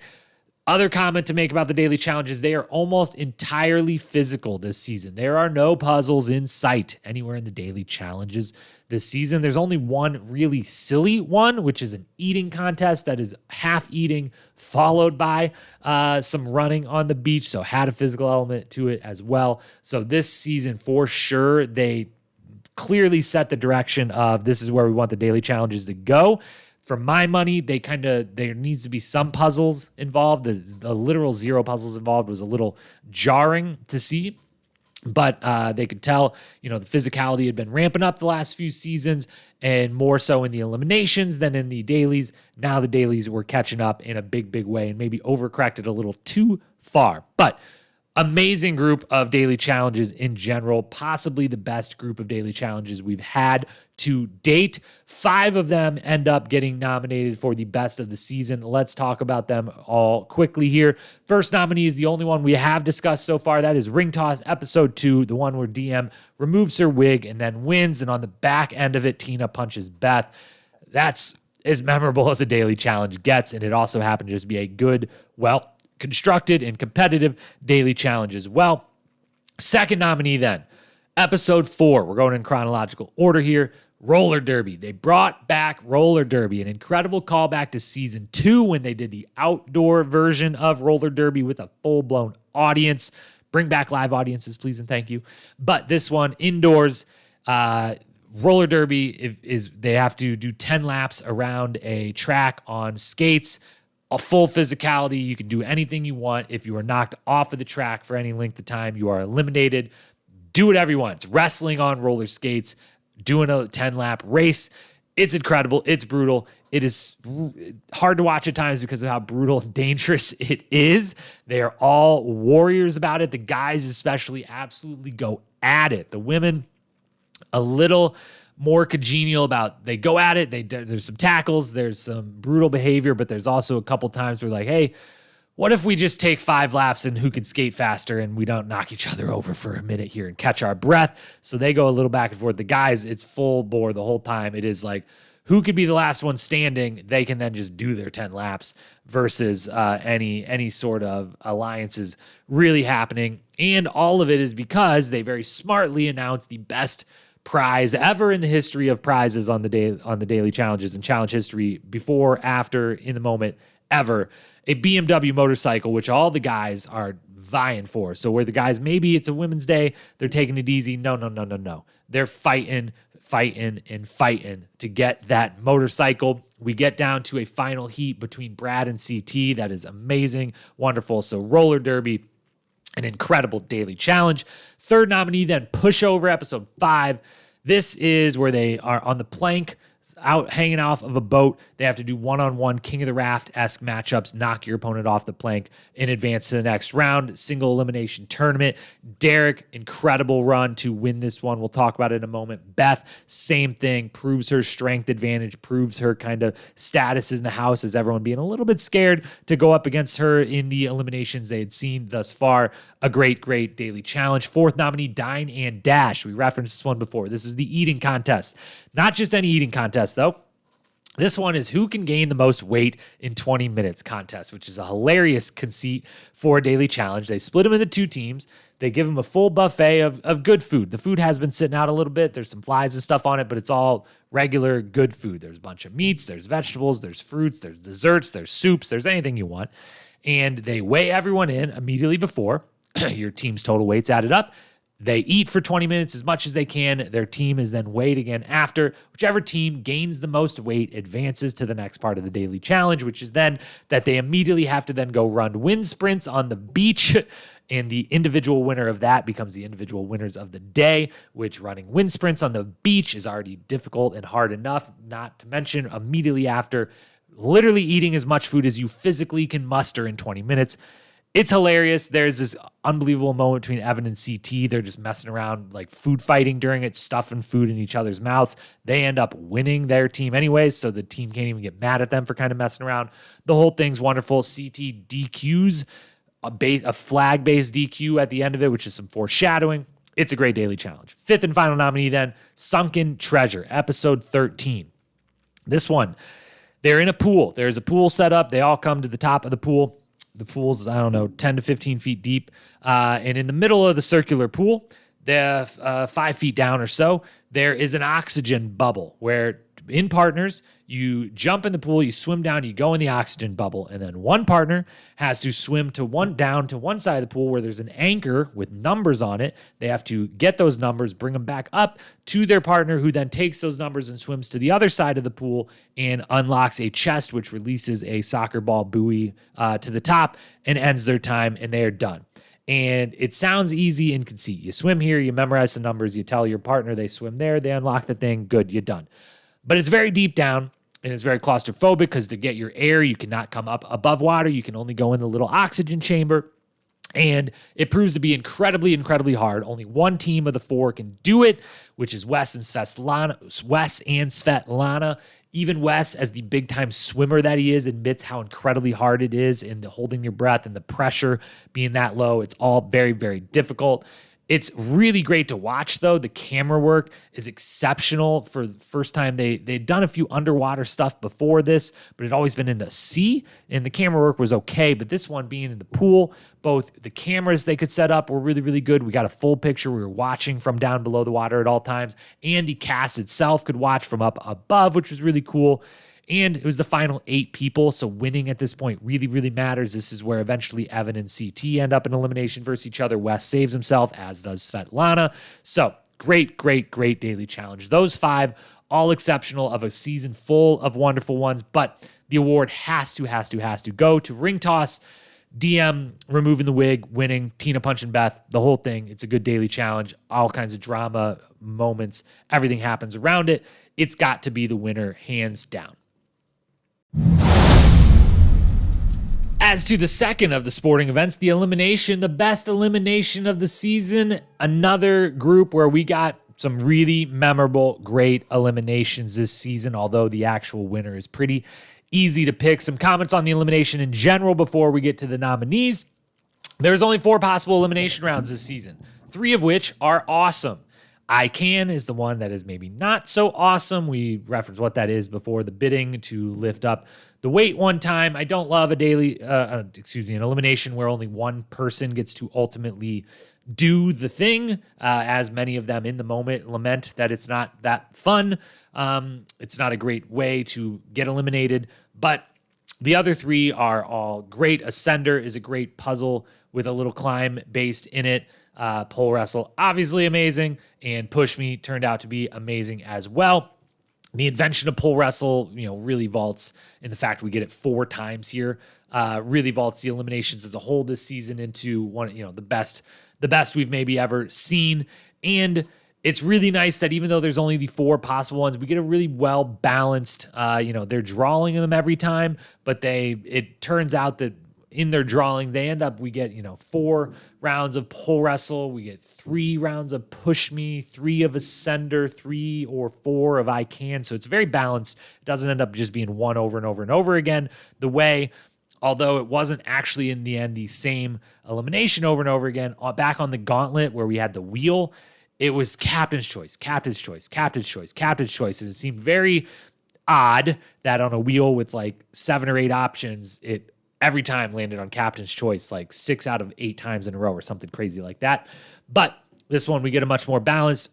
I, in general, like the idea of these are the eliminations for the season. You will be drawing one of these. I like the element that adds into the idea of the season, as long as 1 or more of those are really great. And if all 4 of them were great, I'd really, really like it and even be something I'd want to maybe see back in the world of the challenge in a future season. But on to the award itself. We have 5 nominees. And what do you know? They come from the 2 games that are by far the best of the games this season. First nominee, chronological order, Aneesa beating Paula in Pole Wrestle, episode 4. Paula tells Easy, as we said before, to save Svetlana, send her in. She calls out Aneesa then. This Pole Wrestle is the first ever Pole Wrestle in the history of the challenge. That is a meaningful moment in challenge history, the first ever Pole Wrestle, and it's an epic battle. It goes for over 8 minutes. It is brutal all the way. The thing that should be said about this and all of the Pole Wrestles that we're about to discuss on this season, the only difference between this initial version and what would become later the kind of standardized Pole Wrestle is that they had to be on their knees at all times in this particular season. They never started standing. They were not allowed to stand up. If anyone stood up for too long, for more than a second or two to just kind of get their balance or move their body, then TJ would kind of call a break and, warn them and whatnot. So they had to stay on their knees the whole time. That was the only real difference, but it's still just as brutal. Still people throwing each other around, beating each other into the ground, trying to rip that thing away. Paula and Aneesa, absolute battle. Very, very memorable throwdown between the 2 of them. Second nominee, then Wes versus Derek in Pole Wrestle. Wes wins. It is insane. I once upon a time wrote a blog post declaring this being the moment that the challenge officially became a sport. I still mostly stand by that take. It's a longer transition. There isn't one single moment, but this is maybe the biggest inflection moment during the transition of the challenge into full-blown sport, is Derek and Wes and the bloodbath that, without actual, I don't think anyone fully ends up bleeding by the end of this, but you get what I'm trying to say here. This is just such a brutal matchup, such an iconic matchup. And it's a true war between 2 true warriors. And at the end of it, they both end up just laying face down on the ground or back on the ground, staring up, trying to catch their breath, trying to comprehend what they just put their bodies through. It's an all-timer. It's one of the greatest eliminations in the history of the show and one of the most memorable for sure. Third nominee, then another Pole Wrestle, third and final Pole Wrestle nominee. That would be Brad beating Easy. It's just great stuff. Brad overcomes the size disadvantage I'd be interested to know Brad versus Easy in the later years, when they were allowed to stand up, if that would have changed things in any way, because Easy definitely went with the strategy here of, I'm way bigger than him. I got to either get on top of him somehow, or I get on top. He continually got on top of the pole where he could just have the power position and make Brad kind of hold on to it from back, but without being able to then stand up in that position and force Brad's body away from the pole. It doesn't really totally work out in his favor. Brad wins. It's a great battle. It's a very interesting one. It gets nominated here for the best elim of the season. Fourth nominee then, Svetlana beating Kina in Push Me, episode 12. The best battle of any of the Push Me that we get this season. Kina maybe fucks up her foot, or maybe just plays up a cramp at the end for sympathy. It depends on who you ask, Svetlana or Kina or some of the other bystanders, but this one goes forever. They are just holding ground. They are locked in a battle, and it truly becomes one that's just whose body is going to fail them first, which Kina's eventually does. That it leads to Svetlana winning, but the heart shown, the battle shown, and the fact that this was kind of a matchup of the two alliances in the house on the female side going head-to-head for the first time, and Svetlana getting a win and getting I guess technically the second time, Aneesa Robin, but that felt, because of everything we talked about that happened with them, that didn't feel like the alliance is going up as so much as someone wronged someone, and now the one person has to kick them out of the house. But Svetlana beating Kina and Push Me gets nominated. Fifth and final nominee, obviously then, we talked about it before, Brad beating CT and Push Me. Unbelievably memorable. The DQ, after seeing Beth do the same thing, after seeing TJ harp on, you cannot rip the flag, plus CT having a flag-based DQs a few dailies prior, foreshadowing, having DQ'd multiple times in daily challenges that he thought he won that season, all leading up to this moment where his season is ruined because of a DQ that he had literally seen someone else already do the exact same thing, should have been ready, got too excited. Wes and CT afterwards verbally go at it. It gets ugly. The whole thing, it's a big, big moment. It's a massive inflection point in challenge history, as we previously discussed, and it gets nominated for the best elimination of the season. But of those 5 nominees, I think it's clear. Even as memorable as Aneesa and Paula is, as memorable for all kinds of reasons Brad versus CT is, as interesting and fun as Brad and Easy and Svetlana and Kina's matchups are, there is just no topping Wes and Derek's pole wrestle on this season. It's going to be one that when we eventually someday do the greatest eliminations of all time, it's going to be in whatever the final number that we decide from. It's going to be right there along them. It's a true all-timer. Maybe the second ever that we've had. I would throw Abram and Brad in the Inferno. The first ever Balls In matchup along with this one is probably the most brutal for sure, the biggest headbangers for sure. And as someone who does like the headbangers, they are catering to me with those. Probably the 2 most memorable eliminations we've had to date, the 2 greatest we've had, absolute battles, absolute wars. Wes beating Derek in Pole Wrestle wins the award for the best elimination of the Duel season. On to our final sport-based award to give out, the best athletic performance in a season full of them. Holy cow. A lot of them we've already even referenced here, but we've got to call out. We got 3, 6, 7 different performances to call out here. This season was truly not just because they upped the daily challenges into the most physical they've ever been. We get these headbangers in the eliminations. There's a lot of opportunity out there to have amazing physical performances, but we also just had a cast ready to excel, and just does so in spades. So let's run through the nominees. First one, again, as always, chronological order for these nominees.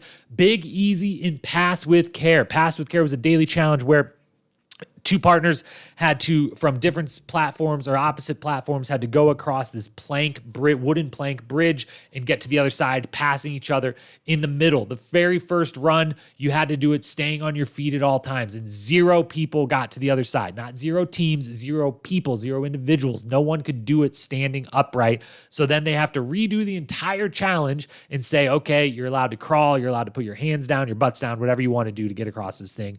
Just do it. Someone has to get across to win. And Big Easy is the only one in the second round to still say, nope, I'm running. It's going to be faster.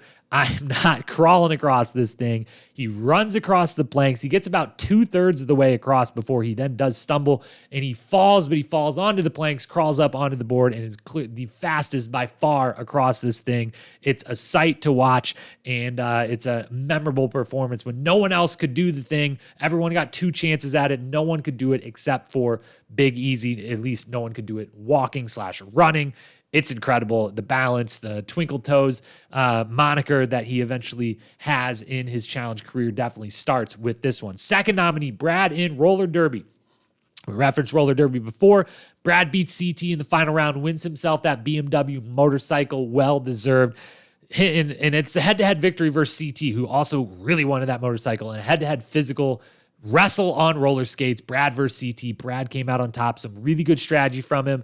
He withstands CT's beatings in the early laps. He gets to a place where he just says, all right, I'm going to wait right behind CT. I'm going to stay 5-10 feet back so that CT thinks I just should keep skating here. They get to the final lap. Brad comes up from behind, grabs CT's waist, throws him down. They both end up falling, but Brad finds his way back on his feet quicker, gets in front, gets that final lap win. It's amazing. Hats off to him. It's so great to see him win the motorcycle, which we should point out, no better time than now. It is interesting and kind of a nice consolation that in the first season where only one person, one male, one female, win money in the end, and Brad and Svetlana get second place overall but get $0 for it. Brad and Svetlana are the 2 winners of the BMW motorcycle, by far the best prize of the season and maybe ever in the history of the challenge, so that at least it kind of works out nice that the 2 second-place finishers both are the ones who won the best prize during the season. Third nominee, then, Derek in pushover. This is the king of the hill on the plank off the side of the boat we talked about before. In this round, one-on-one, knock each other off a plank. Derek beats CT in round 1, Big Easy in round 2, and Brad in round 3 to win the King of the Raft competition. That's an incredible run. To have beaten any of those 3 in this competition would have been impressive. The fact he did all 3 of them in a row, boom, boom, boom, and the way he does, especially Easy, he just gets low, shoves right into Easy's chest, and Easy just, big dude, flies right back off the thing. It's incredible. Derek's run of beating those 3, CT, Easy, Brad, in a row, is going to be tough to beat. Trying to do so, though, is CT, nominee number 4, and CT, we're also going to throw Evan in with it in Flying Leap, episode 6 Daily Challenge. 2 platforms about 6-7 feet apart in the air with flags on either side. You had to jump from one platform to the other, grab a flag, jump back, place the flag, jump over, and you got, I don't know how long it was, 2 minutes, 3 minutes to jump back and forth as many times as you could, collect as many flags as you could. And every single person that does this challenge jumps and dives onto their stomach. They think the only way I can clear this gap is to jump and dive on my stomach and then get up, grab the flag, and jump and dive back. CT is just like, nah, watch this. And 2-foot jumps back and forth, just an easy leap, a little bunny hop across, grabbing flags. He's flying. He gets 35 flags. Evan, who is going against him in the moment using the belly flop strategy, somehow pulls off 33. He does it way faster than everyone too, which is why he gets a kind of half nominee here. The next closest is like 23 or 24. Like, it's not even close how much CT and Evan go in front of everyone. And CT, it's the moment where everyone's like, holy shit, that guy's just a different animal than us. No one else has even thought about trying to do this flat foot jump. He's doing it, and he does it 30 times in a row or whatever. It's insane. It's impressive. It's one of the best athletic performances of the season. Then episode 5, we've got Big Easy in I Can. The best moment of any of the I Can eliminations that we see comes from Big Easy versus Nehemiah. Their version is played with logs, and they start bidding, and they're bidding, and they're bidding, and they're bidding, and eventually Easy scales the bid up and throws 165 out, to which TJ has to say, 165? That's all the logs we have. So I guess we're going to have to come up with a new rule that says you bid the maximum amount of logs that we literally have here. So you've got to do that. No more bidding to be had. And Easy does it. And Easy does it, not easy, but makes it look easy, as heavy as that is. Gets it done. Seems like he could have done a decent amount more. And it's awesome. It's a great moment for him. And it's a kind of just a hilarious and impressive moment where, TJ just has to stop the proceedings and be like, That's a lot of weight, and we didn't think anyone would bid that high. So that's all the logs we have. So that's where we're going to end this. Very, very impressive moment. Big Easy's second nominee for Best Athletic Performance of the season. Then we've got Wes in Pole Wrestle. Obviously, we referenced it before. Beating Derek is no joke. There's no explanation needed why Wes in that performance and that win gets nominated for the Best Athletic Performance. And then finally, Wes and Svetlana as a duo in Sunken Treasure. We talked about before, the only team to complete an incredibly difficult mission. That gets them a nominee. But of those 7 nominations, got to give the award to my guy, Derek. Beating CT, Easy, and Brad one-on-one in a wrestling competition essentially is such an impressive run of matchups, and really is this on top of the wrestling-based victory over Cyrus a few seasons prior on Gauntlet 2 is really where, Derek's reputation as this bulldog, as this all-heart, gonna be, if he gets to put his hands on you, it's gonna be nearly impossible to beat. It makes it all the more impressive when Wes does pull off the pole wrestle victory later in the season. But this run, he goes on to beat those 3 people on these seasons in particular in that daily challenge. That's the best athletic performance of the season, hands down. Moving into the show side of things, we started with Best Quote, a solid season on the quote front. We've got 7 nominees to throw at you here, and a good mixture again of, we got some jokes, we got some wit, we got some just challenge explanations that could be used for any given season at any given time. We love those here. And we got some commentary, some kind of shit talking, kind of just honest commentary about other competitors, which is where we start things off. Chronological order, as always. Keena in episode 2 is our first nominee for the best quote, speaking about Beth and the seriousness with which she speaks about her dislike for Beth is just memorable to me and had me in stitches, even if it wasn't meant to be a funny comment. I'm gunning for Beth because I don't trust her. Honestly, I have never, ever seen a more evil, conniving individual in my life. I'm uncomfortable by her presence and feel like nauseous when she's around.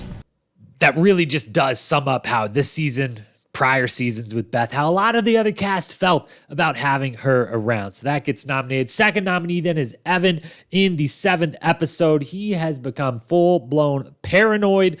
Alliances are going around. He finds himself talking to Wes, of all people, about the game and strategy. And he has a nice little in the moment, in the field comment that deserves nomination for the best quote. Take it away, Evan. They should pad the walls and give me a mouth guard to sleep with, because I'm losing my mind. I'm becoming completely paranoid. I want to be in every conversation at the same time, and I don't want to be in any of them at all. I will never be able to re-enter into the normal world again because I'm so freaking paranoid. Don't be paranoid, dude, because that's going to get you screwed. Then comes Brad. Brad and Beth, a kind of dual nominee here, a little back and forth that is had between them. Beth, she starts some stuff between Brad and Svetlana, just kind of typical Beth things that actually, after the fact, not a part of the quote I'm about to play, but Brad does in great way as Beth eventually leaves the room, calls, hey, it's just textbook. It's just a little textbook, Beth, that you come in here and just try to start a little rumor that starts some shit and some drama between 2 people who you actually claim to be working with. So she and he have a little back and forth. It's great. Here it is. I can't control what some crazy Russian chick says to you, okay? If I was trying to be sneaky or plant something, believe me, I'd admit it. I heard you got a broomstick you fly around on at night. Is that true? I heard that. I heard someone saw you last night. Is that true? No. He starts telling me that I fly on a broomstick. Well, you know what, Brad? At least I have something between my legs. This made your night, and you know what? It doesn't even bother me. It really don't. Why would this make my night? Are you crazy? Because it's kind of textbook, Beth. Just a little bit. It's a little textbook. And Brad is just the perfect person to deliver the pseudo deadpan sarcastic, like, I heard you ride around on a broomstick at night. Is that true, Beth? Is that true? Because it's just perfect being delivered from him. Next nominee then, Diem episode 11. Her and CT have officially kissed on the cliffs. Wes lets her know everyone watched. Cameras watched. We watched. Everyone watched. She can't believe it. She's, embarrassed by it, but in the cutest, most fun way. And she lets it be known. Her diagnosis, her grade, if you will, for how that kiss went over. Take it away, DM. It was definitely #1 ever, best kiss in the world. Just the cutest there's ever been. Then next nominee is Wes in episode 12. Truer words about himself, self-reflective words have never been spoken, but on the back of Svetlana getting a victory in the elimination and one of his very few allies in the game sticking around, he has this to say. Once again, I'm extremely ecstatic that Svetlana won because I gotta keep my girls here. 1, because I like them, and 2, because they're voting for me and I'm a selfish bastard. We're gonna take advantage of this and ride the wave all the way to the end.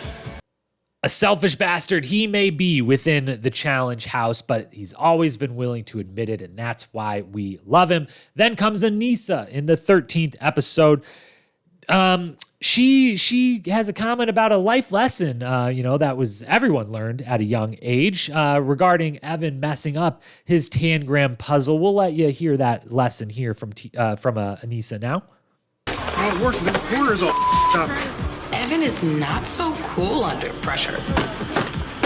We've learned from young ages that you can't jam the bunny rabbit's tail where the ears go.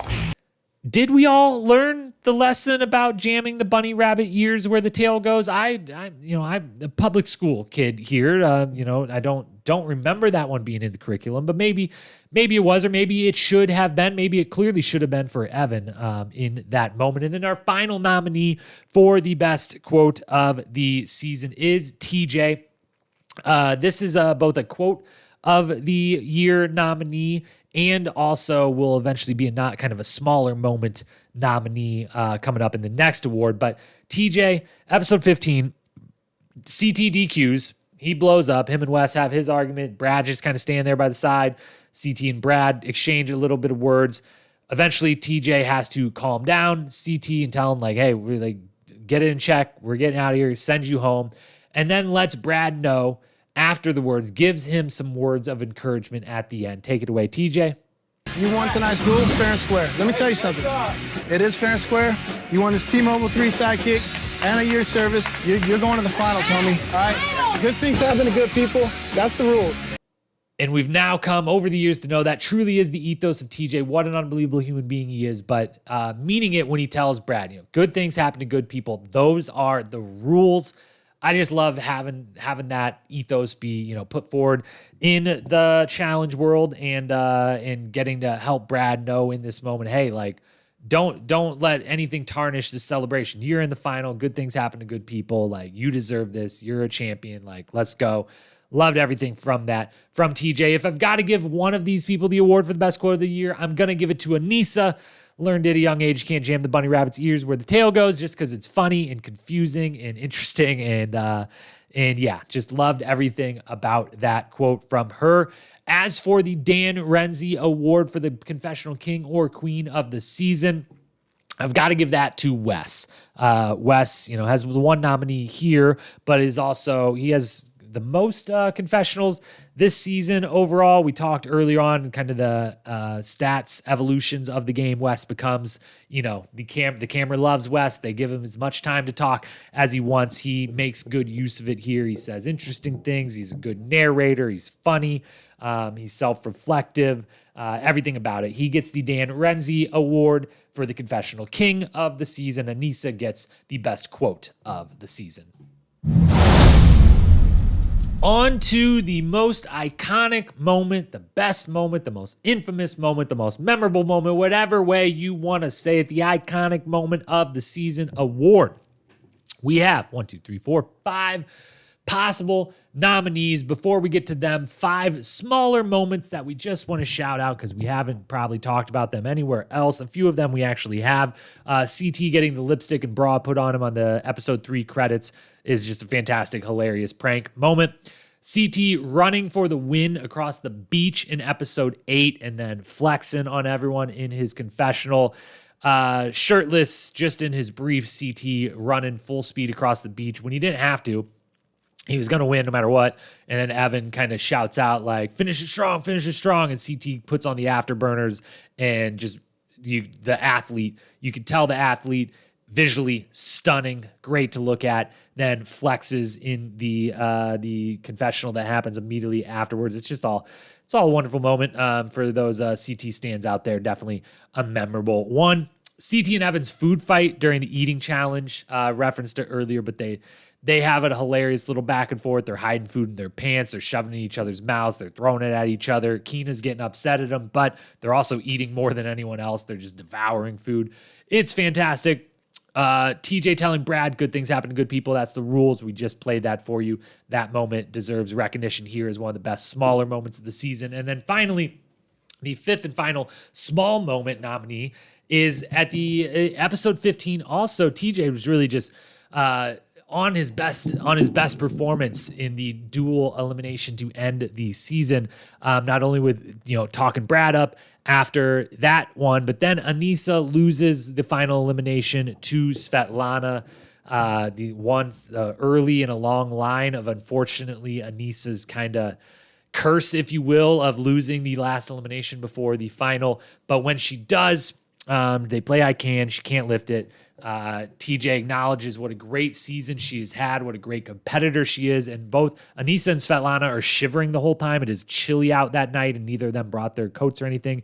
And so TJ gives Aneesa his jacket after losing the elimination. She walks off with it as kind of consolation prize or whatever. I think there clearly had been some sort of comment about it previously in the season that we didn't see, just based off the interaction that we do see. But it's a wonderful little moment. I would love to one day ask Aneesa, did you keep that jacket forever? That's pretty cool to have TJ give you one of his like Fox Racing jackets right off his back as a consolation prize for being a kick-ass competitor. So those were the small moments of the season that deserved a quick shout out. As for the 5 nominees for the iconic moment of the season, we've discussed all of them, so we can run through them pretty quickly here. Diem taking off her wig and winning the daily, episode 2, that entire daily challenge, entire moment around it before, after taking off the wig, learning more about her cancer story and where she was at with that, all of that, obviously incredibly iconic, memorable, wonderful moment. Second nominee then, Tina punching Beth immediately after that at the end of episode 2 / the start of episode 3. We see it twice. It's kind of a cliffhanger. Never has there been a more innocent version of someone punching someone in the face who they desperately wanted to punch in the face. It happens, and it's instantly over. No one holds anyone back afterwards. They both just walk the other way. They still kind of talk their shit, but Tina knows in the moment, I'm getting kicked off. That's fine. Beth doesn't try to fight back, knowing like, I don't want to get kicked off too. There's no, worry that it's going to happen again or anything. It's very interesting to watch back compared to like what if someone punched someone nowadays on the show, what would all go down and how dramatic it would be and everything. TJ walks Tina to the side, tells her, this is going to happen. She of course says, it's worth it. Supposedly in the moment she says it's worth it. It's the final thing on her to-do list. And it's the end of a little mini rivalry between those two women. It's a huge moment. It's super memorable for sure. Then we get Wes versus Derek Pole Wrestle. Obviously, that's got to be nominated for the moment of the season as well. We talked about it at length before. Don't have to again. Fourth nominee, Diem and CT kissing on the cliffs. Episode 11, of course, as we said before. Truly iconic moment. Truly wonderful. Warms your heart every single time. Just the whole thing before it. The kiss. Afterwards, her reacting to everyone, having watched the whole thing is just fantastic. Fifth and final nominee then has to be CT getting DQ'd in the Push Me and the fallout from that, him going wild, him and Wes going at each other, the whole thing. But of those 5 extremely memorable moments, of which multiple will likely make the eventual bracket for the greatest moment, the most memorable, iconic moment in challenge history, only one of them can win the best of this season, and that has to be Diem and CT's kiss on the cliffs. Let's go with the nice one. Let's go with the loving one, the wonderful one, the heartwarming one. That is the one that wins the award. All of that brings us to the best episode of the season. 5 nominees for that one. Starts with episode 2, Welcome to Brazil, part 2. They continued the 2-part opening episodes of the seasons. This one is Welcome to Brazil Part 2. And in episode 2, everything we've previously talked about, Diem's wig removal and daily win, Tina punches Beth at the end. That's a whole lot going on in one single episode. Second nominee, episode 4, which is the titles of this season. They go real literal. This episode is called Paula versus Aneesa. Wouldn't you guess? That's the episode that Paula and Aneesa play pole wrestle. It is the introduction of pole wrestle into the challenge. That is also the roller derby daily challenge. It's a great episode. Third nominee then, and until next time, Derek, episode 9. That is obviously, as you can tell by the name, the episode Wes and Derek did their pole wrestle in. Fourth nominee, Friend or Foe, episode 11. This has Diem and CT kissing on the cliffs, has a good daily elimination, the whole thing. And then episode 15, the final 4, is the episode with the final 2 eliminations, CT DQing Aneesa, having her loss, Svetlana's win into the final. Those are your 5 best episodes of this season, but far and away the best one, the highest, tied for the highest rated episode of all time to date, a full-blown A, is episode 2, Welcome to Brazil, Part 2. So that is easily, not even easily, because the other one's A-, 3 B+, strong episodes this season, but episode 2, Welcome to Brazil, Part 2, full-blown A, best episode of the season. We now come to the big ones, the season MVP and the rookie of the season, starting with the rookies. Unlike previous season on Fresh Meat, where it was damn near impossible to separate rookie and MVP because there was freaking 16 rookies or whatever, this season a little bit easier to do the rookies. There were only 5 in the end, and so the top 3 in the rookie of the season, pretty easy to nail down. Tyler in third, Nehemiah in second, Svetlana in first. Obviously, Svetlana gets all the way to the final. Second place, 3-0 in elimination. Some good confessionals, good storylines along the way. The whole thing wasn't even close. Obviously, she is the rookie of the year. Shout out to Nehemiah for, having a solid season, getting halfway through, an elimination win under his belt. And Tyler, you could see even in the brief, 3-episode run that we get, all the seeds of why Tyler is a Hall of Fame challenge cast member were there, and you could tell, and did get the one elimination win versus Johnny that eventually leads to a rivalry between the two that would result in a championship for the 2 years down the road. So those are your best rookies. Now let's talk MVP. So as always, we're going to do the kind of where were yous, the gone too soon, and then our top 5 in the MVP voting, and give our chance to give our kind of last comments on some individual performances from this season, starting with the where were you. The where were you category, we kind of just use as, people we know from previous seasons or future seasons in retrospect that are, MVP caliber cast members that we maybe just didn't get much from this season, and leaves us asking the question, where were you? The only real one in this category this season is Derek, who performs well, from a physical standpoint, the game standpoint, but again, as we said before, is a little bit in the background, not front and center in most really any storylines, not hearing a lot from him. And as someone who's coming off an MVP performance in recent season on the Gauntlet 2, we got to slot him in here just on reputation of former MVP. Didn't get as much from him. That's going to happen. You can't be an MVP every season, but he gets mentioned here, as do Tyler, Bananas, and Paula. Obviously, they all 3 just get sent home right away in Key West, but we know in later seasons to come that these are 3 MVP caliber cast members that definitely, without thinking too hard through it, I know all 3 of them at some point will end up in a top 5 MVP voting for a season, if not multiple seasons. So they get mentioned here as well. Gone too soon, Tina, another former MVP, enters this season with a chance to be the first ever double MVP, 2-time MVP that we have. Not so much when you punch someone in the second episode and get sent home. You're gone way too soon, but it was a memorable couple of episodes she had. So, we'll miss you, Tina. This is Tina's final until many years later now in the All-Stars World final season of the Challenge flagship. In the moment, whether we knew that or not, she kind of makes mention of that in the reunion, kind of not. It's hard to tell.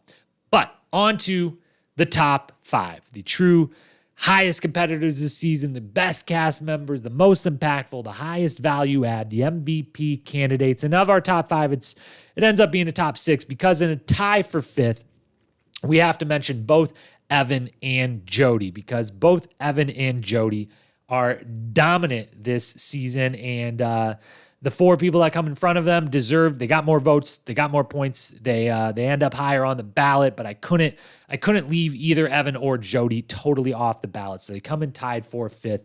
Jody obviously ends up winning this season of the show. That's an important thing to mention. She also wins 7 of the 15 daily challenges that she could participate or possibly win in this season. That's pretty insane to have pulled off. That is some real dominance. And even in a couple of the ones she didn't win, she came in 2nd. And then on Evan's side, same thing. He won 6 of 13 daily challenges that he was in and got 2nd in multiple others. He was absolutely dominant this season as well. Ends up losing the CT in the elimination, so doesn't end up in the end. But both of them, they end up tied, because even though Jody ends up winning, she's not very impactful in the confessional booth. She is a pretty low number of confessionals, the least by far of the 4 that make the final, and really of the 6 or 8 that make that final 4 on either side of the men's and women's. And Evan, on his part, though, is highly impactful from a storyline, comedy, confessional side of things. So they both come in 5th. Then we get to the top 4, and we got Aneesa in 4th. Great season for Aneesa. Multiple elimination wins from her in this season. 3-1 in eliminations in this season, 4 total eliminations in one season. That's a lot to have to go through. Obviously, we talked before, she had to go through that ugly moment from Robin, handles it incredibly well, and thankfully got some support system in place for her there from the others around her. She's a great narrator in this season, good confessionals, quote of the year, great competitor. It really is a big season, a kind of star turn for Aneesa, who has been a wonderful cast member, a solid cast member the few seasons she was on before, but this is where Aneesa vaults up into the full-blown star category. A very great season for her. 3rd place then is the coming off of a 2nd place MVP finish in Fresh Meat. He now comes in 3rd place in this his 2nd season. That is Wes. Wes, obviously, the camera loves him. We talked about that. The most confessionals, the Dan Renzi Confessional King of the Season award winner, the individual winner of the season. He beats Derek in pole wrestling this season. While he doesn't get to pull any real true West level master manipulations or strategy, he tries, and ultimately he saves himself by winning a couple daily challenges, which he gets his first ever daily challenge wins in this season, 2 of them in clutch moments at the end of the season. So there's that. And all in all, he makes a case. He definitely has a case to say he is the MVP of the duel, same as he had an incredibly big case that I still don't know if I got right on Fresh Meat, but he comes in 3rd because the 2 people that come before him have to be the top 2 MVP candidates for this season, and it's tough to pick between them, but I did, and it actually kind of wasn't all that tough in the end. 2nd place goes to Diem. 1st place, the MVP of the season, goes to CT.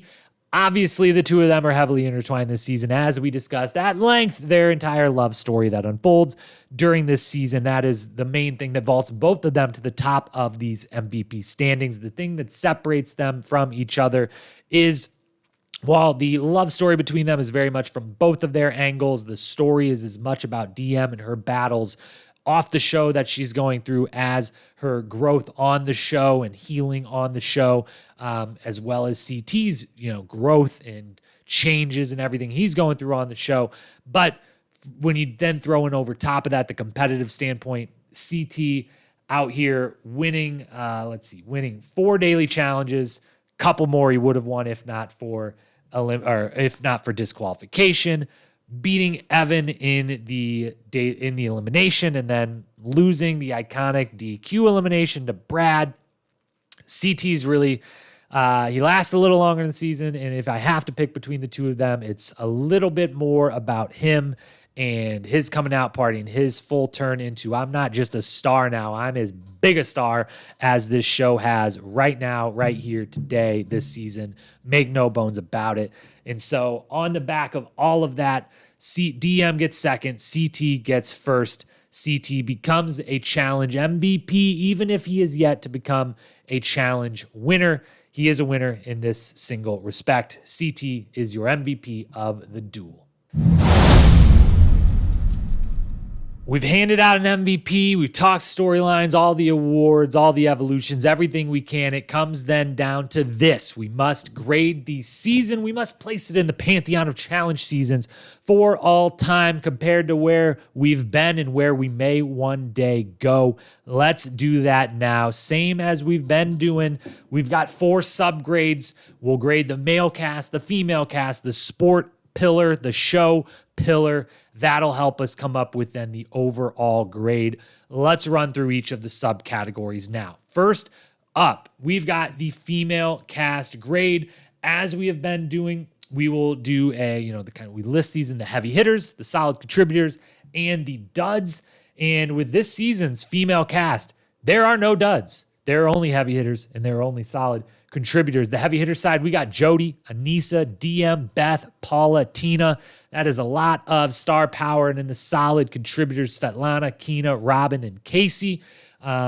You could even make a case for Robin and Casey, and even I personally would make the case for Keena, maybe even being in that heavy hitters category. But if we're being super honest and actually trying to really have some separation between, they're in the solid contributors, which is still a great place to be. But that means no duds of the 10 women, 6 heavy hitters, 4 solid. That leads us to giving it a full-blown A- for the female cast side, which puts it historically tied for as good of a female cast as we've ever gotten, tied with Inferno 2 and with the Gauntlet 1 and the Challenge 2000, all also pulled A- on the female casting side. So in rarefied air, bursting into that A range, which is that all-time great, as good as it gets style range. If you remember, I am a harsh grader. It's really difficult to get anything in the A's, so don't let that minus fool you.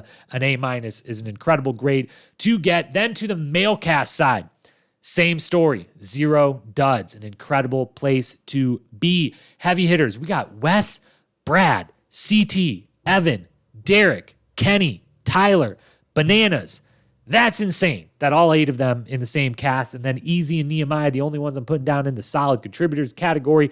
8 out of 10 heavy hitters, the other 2 solid contributors. That's a full-blown A. It's hard to imagine a cast getting better than this. It is not the first time the male cast, as we've talked about at length, casting for for one reason or the other. Some people's personal choices of wanting to come back, others of just how they kind of built up male stars versus female stars on this season, on this show.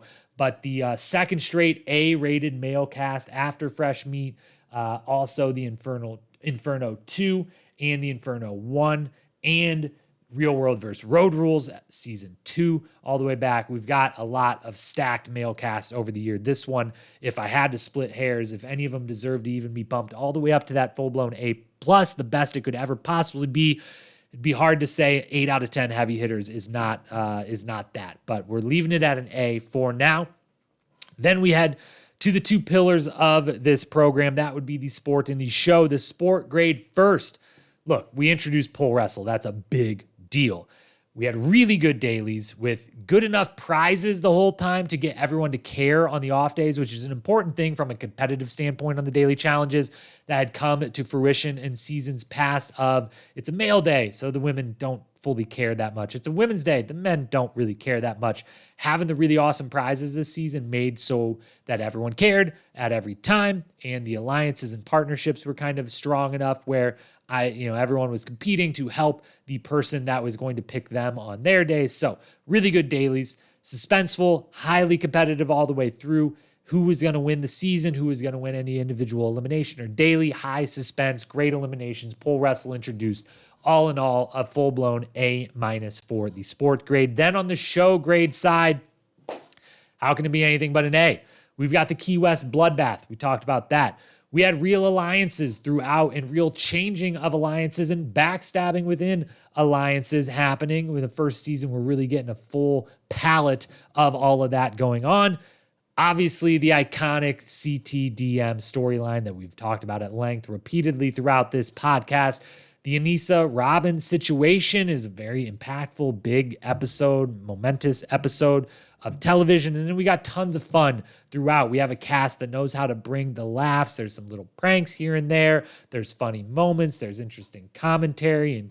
And there's, evolutions of people within the show, whether it's CT and DM themselves, whether it's Wes, Aneesa, a whole bunch of people. This show, just episode by episode, is so good, both from the sports side, but especially from the show side. There's always interesting stuff going on. It's a full-blown A, which leads us to, that's an A-, an A, an A-, and an A for the 4 subgrades, to the overall grade. And this is a monumental moment because we're giving the Duel Season 13 of the Challenge a full-blown A. No minus, no plus, an A, a solid A, which makes this the best season to date, which I believe it is. I think it unequivocally is. Previously, we have had Fresh Meat, Inferno 2, and Inferno 1 as the only other seasons to enter the rarefied air of the A range, all 3 being in A minuses, all 3 having gotten to that A minus in different routes. This one, compared to those, is just more consistently great across the board. Both the male cast, the female cast, the sport, the show, it all holds up. There are no holes. There are no weaknesses. There are no one thing of, it was really great in this respect, but it could have been a little funnier, or it could have, the competition was incredible, but there was no real amazing storyline. It's like, no, we got Diem and CT, all right? That's a huge thing. We got the Wes versus Derek Pole Wrestle, an iconic elimination. We got some of the best and most interesting daily challenges we'd ever seen. We got massive character growth. We've got TJ having an amazing hosting season, ad-lib and throwing things in like the jacket to Aneesa and the comments to Brad, calming down CT or attempting to rein in CT in that moment. We've got so much great things, incredible cast and setting. The whole thing, it just runs smoothly. There's no dud episodes throughout the whole thing. It really never falls off. There's one little spot in the middle where it kind of dips into C episode territory. But for the most part, A's and B's episodes, it's just nearly flawless. It's just so great. And it's definitely in my book, which is the official book, as you know, you're listening to the official historian podcast here. It's the best season to date. It's one of the best seasons of all time. We'll be interested to see who can match, if not even pass it, as we go through future seasons to come. But it's an A. It takes its place as the best of the first 13 seasons, as one of the best of all time. And I feel really good about it. I feel really, really solid that is exactly where it deserves to be. That is, removing my personal bias, because maybe, I'm a big CT and DM. I like their story even more than the average person who obviously loves their story. I, love Wes, love Derek, love Pole Wrestle, love the Headbangers. We get one of those, So yes, I've got some biases to the great things about this season, or the things I'm looking for the most, but it's got it all. And it's an A. It's the best season yet to date. And it's been wonderful to talk about for near hours on end at this point. So we have graded it. We've handed out MVP to CT. We've handed out a bunch of awards. We've talked about the storylines. And now we sit back and we move on to the next season. But before we do, remember that I would love to hear from you. Maybe you disagree. Maybe you don't think that this should be the unequivocal best season of all time to date. Let me know. Maybe I missed something. I got an award wrong. Didn't touch on a storyline I should have. Went too long on one. Hit me up at Challenge Historian on Instagram. Let's start a dialogue. Let's talk it out. And then we will move on to the Inferno 3 Season 14, which is unfortunately not available on Paramount Plus to stream. So we'll have to take one season off of being able to confidently stream it with me. Although I do believe if you do a little searching out there on the Daily Motions or other internet sites, you may be able to find and watch the Inferno 3 if you would like to watch along. But that's where we're headed to next. We wrap up the Duel here. Thank you so much for being here, listening today. Reminder again, Challenge USA recaps coming middle of the week. Our first ever player profile resume breakdown, career breakdown coming this Friday. And then next week we will be back with the Inferno 3. So you've got a week to digest the Duel and then move in and binge if you can find it out there, a place to binge it, binge the Inferno 3. We'll be back with that next week. So it's been a wonderful time talking about this wonderful season. I thank you for listening. I hope to talk to you again real soon. Until then, peace.